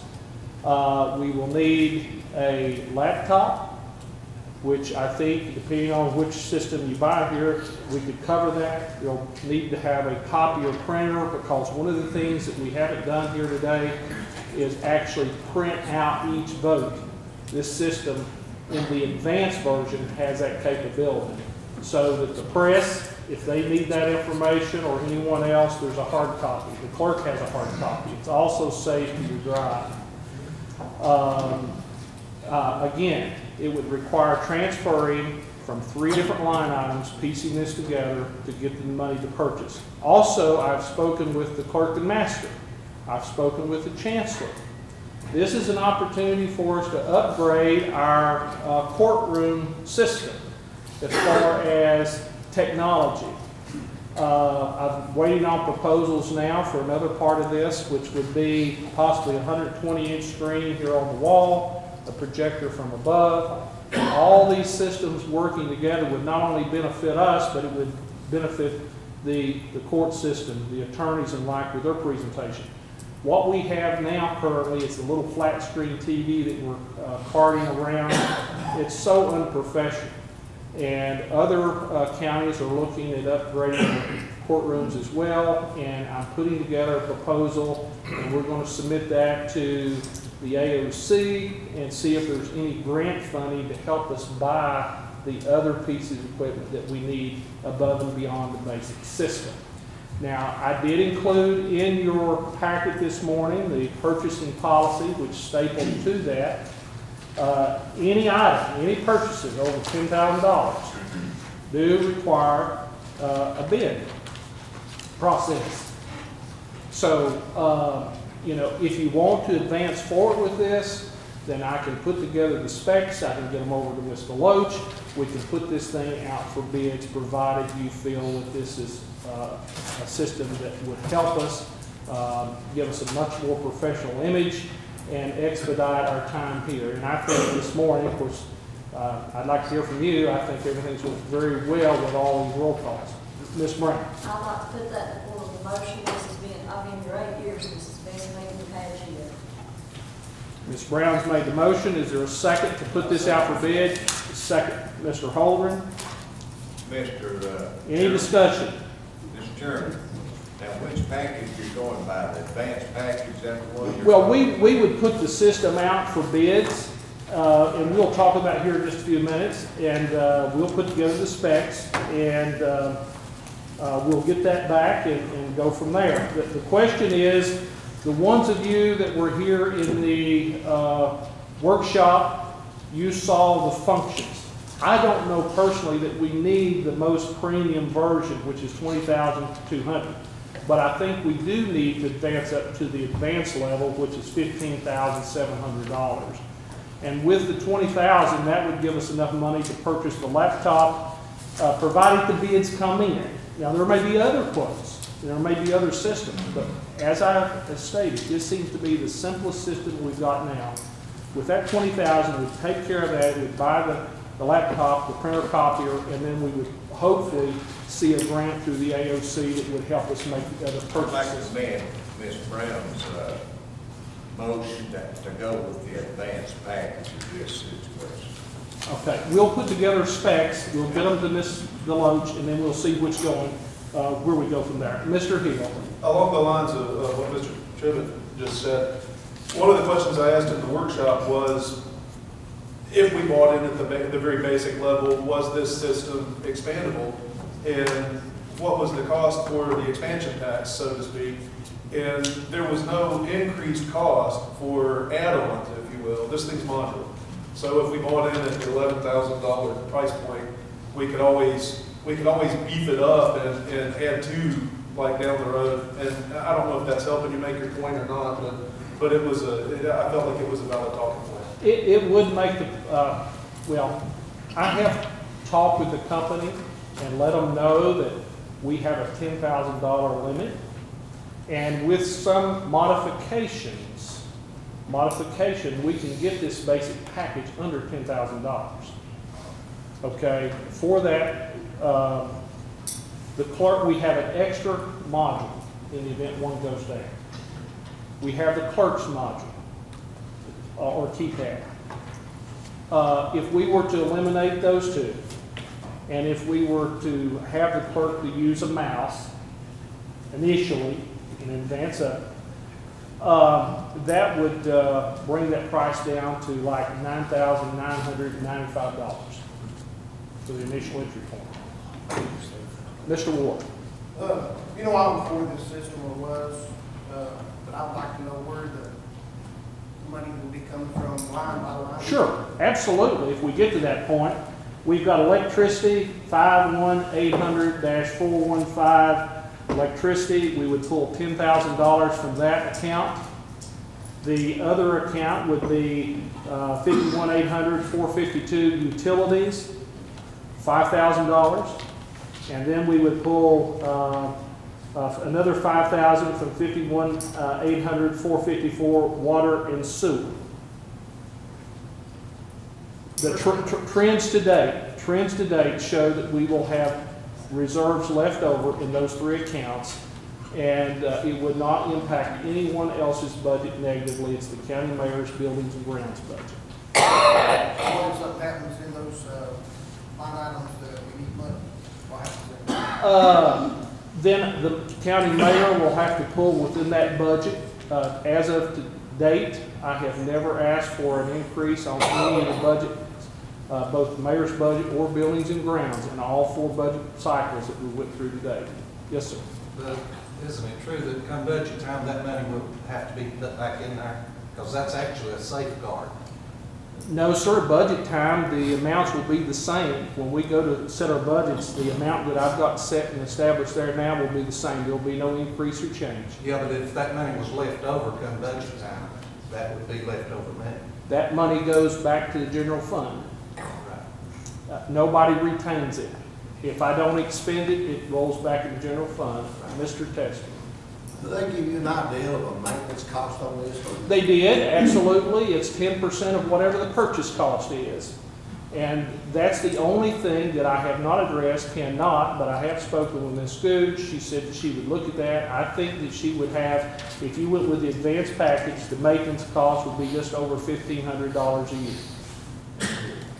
And as clerk, I would hope that she would work with us to make that happen if we can come up with the money to make the purchase. Mr. Peters. You talked about doing away with, on one price, the Edge Street control.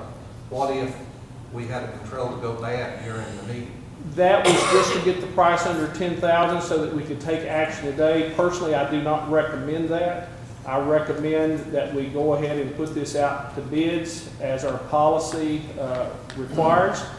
We've got a motion, a second on the floor to do that. And if Roll Call Pro is the low bidder, then we can come back next month. We can make provisions to take care of the funding and put this thing into operation permanently. Ms. Deeds. This money that you've pulled out of the budget, it just covers what we used today, correct? No, ma'am. What I would be proposing if, and it's all if If the bids come back, this is the low bidder for the system we specify, and if we go with the mid-range advanced system at 15.7, then the 20,000 would go ahead and take care of the other things as far as the copier, printer. If we're looking at other things, we can use the projector and the wall that we've got now until we can do better, and hopefully the EOC will find some grant money to help us make those purchases. There's no guarantee with any of this, but this is a great opportunity for us. Mr. Carey. In the competitive bidding process, does that mean that this particular one that we're looking at may even come in less? Chances are that won't happen. I've talked with them repeatedly, but there may be other companies out there that have a very similar product that would come in at a lower bid. So, you know, the ideal is put it out for bids. We can do that. Mr. Loach, if we were to get the specs to you within 2 days, how long would it take to get it prepped and ready to advertise? And if you send me the appropriate specs, we'll post that day. It runs for 2 weeks. Then we'll open those bids in 2 weeks from the day that you give me the specs. And then we'll close it, and then we'll come to commission at the next meeting. so we can bring it directly to commission at the February meeting, and we'll go from there. If it looks promising, then we can try to negotiate to maintain the system going forward, renegotiate our preview period, but it ends on the 20th. Anyone else? Mr. Campbell. Regardless of what you're saying here, somewhere along the line, this is going to cost the taxpayers money. I don't care which way you go about it or what you're saying. Somewhere down the line, this is going to cost. It's going to fall back in our laps again. You know, either the rates could go up on sewer, the rates could go up on fire, wherever you're pulling this money from, still, it's going to fall back to the taxpayer. What's wrong with the system that we have now? I don't see anything wrong with it. It's been going on for 50 to 75 years. I say we go still stay with the one we got. Thank you, Mr. Campbell. Any other discussion? Ms. Deeds. I'd like to ask Ingrid a question. Okay.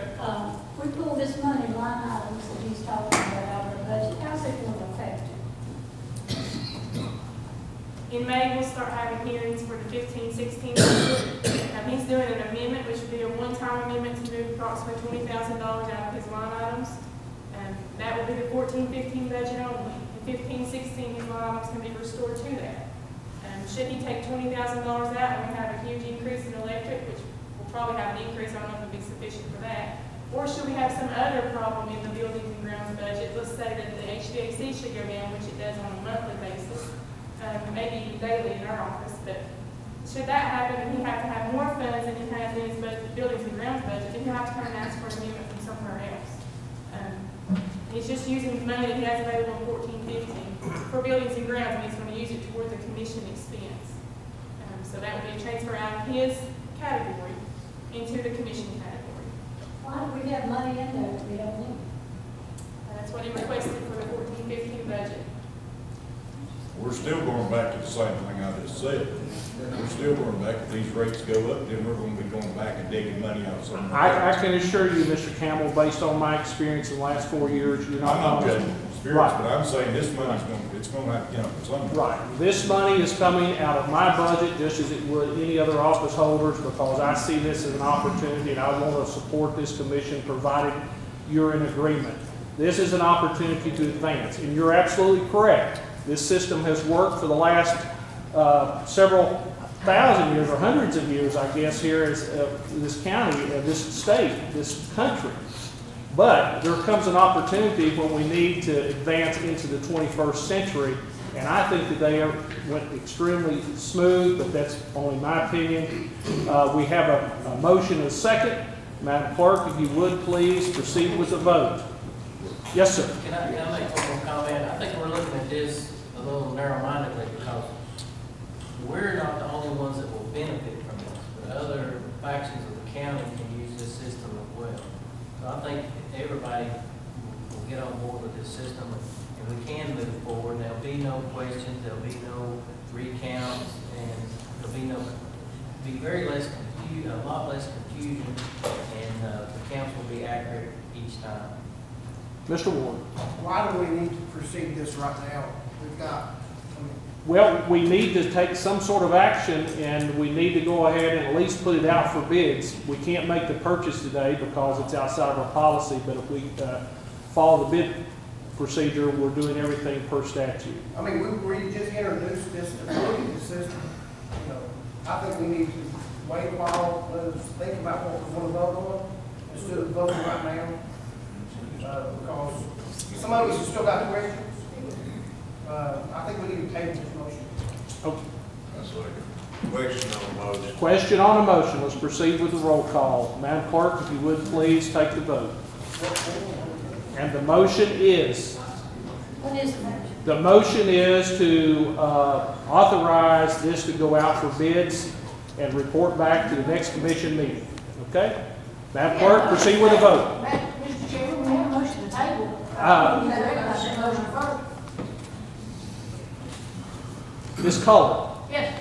the Robert's Rules of Order makes it clear that you don't use a motion to table to delay action that can be taken now. And in the years past, we've continuously used that motion to table. I'm not recognizing that motion, and we'll be glad to reference you to the Robert's Rules section. Would you recognize that I outline. have Yes. a hand up to speak, sir? I do, but discussion is finished. Madam Clerk, proceed with the vote, please.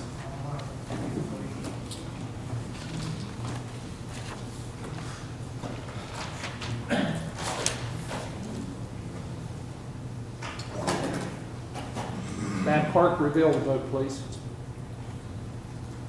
14 ayes, 8 noes, 2 abstain.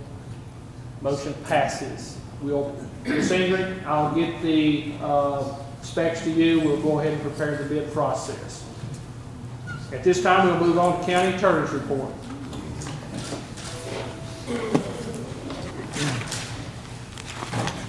I'll try to be brief in my report. First off, with the litigation update, correct.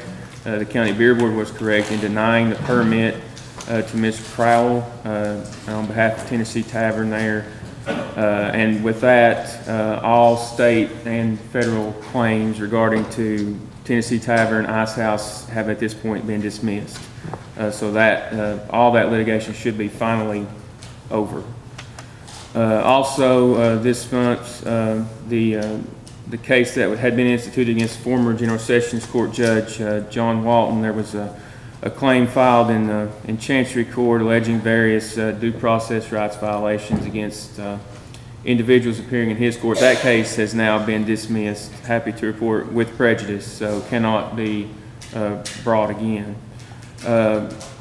I, working in conjunction with Mr. Schutler, this past month filed 5 litter code violations against properties that need to be cleaned up in the county. Those are currently set for hearing next month, assuming we get good service on all the folks that we've attempted to serve. Those will all proceed to a hearing next month, and we can get judgments and ultimately clean up these blighted properties in the county. There was a new lawsuit filed this past month in federal court by an inmate. The county, as an entity, has actually been dismissed from that already, but the case is proceeding against a single corrections officer employed by the county. And that's been turned over to the insurance carrier, and they're providing a defense on that. A previous lawsuit filed by a former inmate, the county has also been dismissed as a defendant in that one, and the correctional officer at issue is no longer employed by the county. And the last, I guess, correspondence I received from the court directed us to provide any information we had about that corrections officer. If he was still employed here, we did that. They, to my knowledge, have no other recourse to find him or serve him, so I don't anticipate that litigation moving forward. Just briefly, some issues I worked on since the last meeting. In the past, I'm not sure how we've handled this with me coming before you and reporting on individual things I've done or individual items I've researched. I don't think there's a need for me to do that. I would say I'd be happy to meet with anybody who has a question about what I do for the county or any item I've researched, I'd be happy to meet with anybody and explain anything to them. So what I would say is just kind of give an overarching report on some major things that are still going on. I continue to work on the land acquisition process for the access road in the industrial park. It's been a slow process. We have accomplished what I feel is the hardest piece of that, which was getting some releases from some creditors in the Cayman Islands and other places for one of the companies out there. So we've actually acquired the land from the one I thought would be hardest. We still have some property to acquire from the city of Elizabethton and from another corporation out there. But that is progressing, and hopefully we can get that wrapped up and that project can continue. As I said, I've researched various issues for various office holders, commissioners. I'd be happy to detail those to anybody who has a question or concern. Drafted the policy for the sale of the excess property this month. We continue working toward the delinquent property tax sale. Of course, I'm sure you're all aware I'm the delinquent tax attorney for the county as well. The sale for the 2007, 8, and 9 delinquent property taxes is currently set for April 15th, which I know is tax day. But it wasn't an accident. But we're proceeding toward that sale, and everything's progressing as it should toward that sale. Also, as I always do, attended any meetings I was asked to attend this month, prepared the resolutions you voted on today, and that's really it for my report. Thank you, Josh. Commissioner comments? Mr. Chairman, Mr. Tripp. can we go ahead and put the bids out on the parking lot over at the jail? Sir, we're doing that. The ad is in the paper, tomorrow's paper, Johnson City Press and Elizabeth Star. We'll have that back on February 12th, and we'll bring it directly to the commission at that time, and hopefully we'll be able to award bid then, and they can go ahead and start work, weather permitting. Mr. Lewis. This was brought up last month, got voted down, but Mr. Selman told us last month that he had to work during the daytime. He could not be here. And I think as commissioner, we should show a little respect for his profession. He got to work during the daytime, and I think we need to set these, go back on and set these meetings at night before he can be here to represent his people. And I'm going to put that in the form of motion. I'll second that. Have a motion by Mr. Lewis, second by Mr. Trivett. So I guess what your motion really stating that you want to recognize the resolution that was brought before the commission last month or in November? Yes, sir. Okay. We really didn't get it was a no vote, but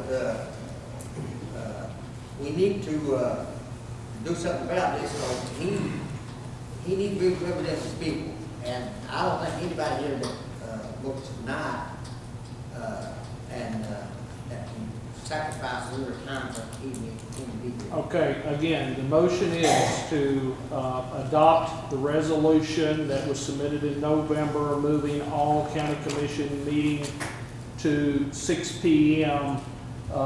As opposed to the alternating. Yes, sir. Okay, any discussion? Mr. Carroll. When that came to a vote, I voted to pass. And the reason I voted to pass was because I think it was Ms. Cutler said that to have those meetings at night cost the county $4,000 extra a year. Is that, am I correct? I did say that, yes. And I voted to pass because I didn't want to spend $4,000 to change those meetings.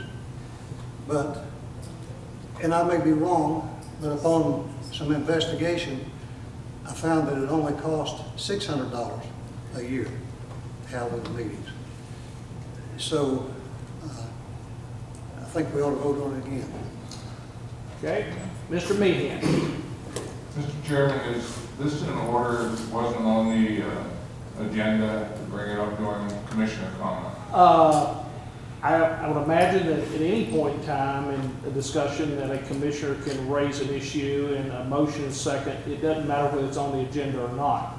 So you had a copy of the resolution. You reviewed it in November. It's not like it's something brand new that you've never seen before. So yes, it is in order. Okay, are we voting on that resolution again? Yes. Or just to bring it up again? We were voting on to adopt the resolution that was submitted in November. I question the legality that we don't have a resolution in front of us to review that. In my opinion, that resolution was presented and voted down. We could certainly represent that resolution at a different meeting, but I don't think this is the proper way to do it. I think we'd have to bring back a new resolution to be put in the packets and voted on again at a meeting. I don't think it's something we can do a motion to re-vote on a resolution we've already voted down. If instructed to prepare a new resolution and bring it back, I will, but I don't think this is the proper way to handle that. Mr. Moore? Well, listening to our attorney, I think that's what we need to do. I'll make a motion to start. Well, we've already gotten the motion. We'll just have to take the vote on that motion. Okay? You'll just vote yes or no. Mr. Campbell? You know, I wondered, why should we shut this whole commission down and have meetings at night because one man can't be here to represent this? I mean, we all have jobs, and there's a lot of people here that cannot drive after dark. And, you know, we need to take that under consideration. Plus, you know, you're saying it's gonna cost $600 more to have another meeting. Who's gonna pay for this? You know, you gotta take. Any other comments before I ask the clerk to proceed with the vote? Mr. Lewis? Mr. Campbell, are you getting paid to come in today? No, sir. Taxpayers' dollars, No, you sir. taking time off? No, sir. You taking time off? Yes, sir. Okay, thank So you. why should we make any more, you know, that? Because, you know, one commissioner doesn't show up. I mean, we have meetings here, half of them don't show up. Yeah, but how come we expect, he told he couldn't be here. Well, Okay, maybe I can be here gentlemen, sometime. I think there's enough exchange there. Mr. Von Candy, is there anything you would like to add? I'd like to say that the other reason that we need to have the meetings at night is because we would have more participation from the community. And there again, they may not be as fortunate as some of the commissioners and be able to get off, because many of you are working anyway within the government, therefore you've got no problem getting off.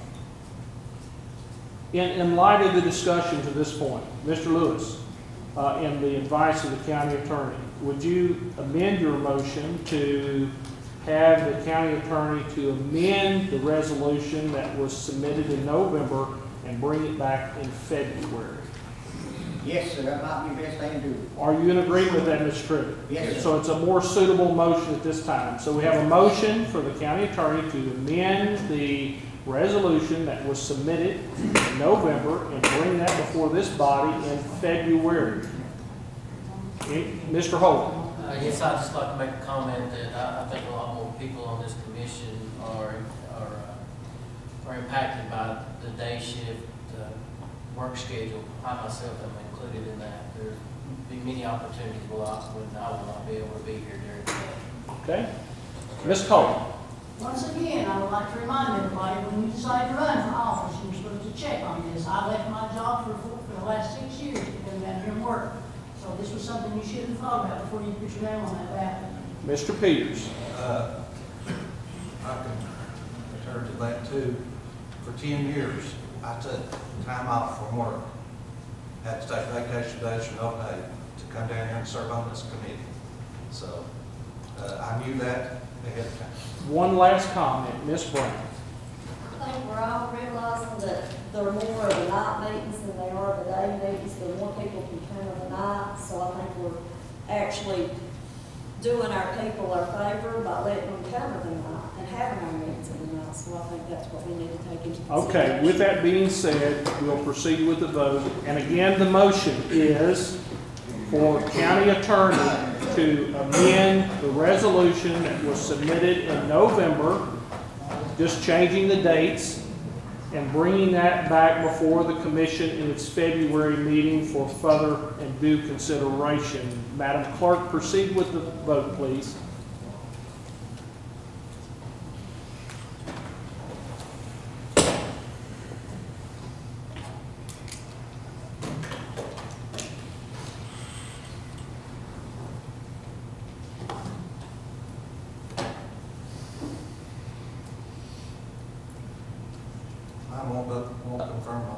Okay, go back and vote again, and then confirm. 17 ayes, 6 noes, 1 abstain. Josh, if you would please go ahead and prepare that resolution, and we'll get it on the agenda for February meeting. Any other commissioner comments? Any other, Mr. Ward? Explain to me when the table, when you can table something. Yes, sir, we'll get the Robert's Rules of Order right after this, and I'll go over it with you, sir. No, sir, I'd like you to bring, I'd like the whole commission to know this. I would love, do you have your copy? I do not. I do not have mine with me either, but we'll You need can't one. table something. You can table something, Commissioner Ward. However, in the past, this commission, the previous commission, not this commission, let me make that clear. Previous commission, on every item that they didn't really want to take any action on, they would table it. Robert's Rules of Order makes it clear that you do not use that procedure to just to delay action on a matter. And I will give you that chapter and verse right after the meeting, sir. Any other commissioner comments? I make a motion we adjourn. Second. Motion made, second. All in favor, we adjourn, say aye. Any opposed? We adjourn.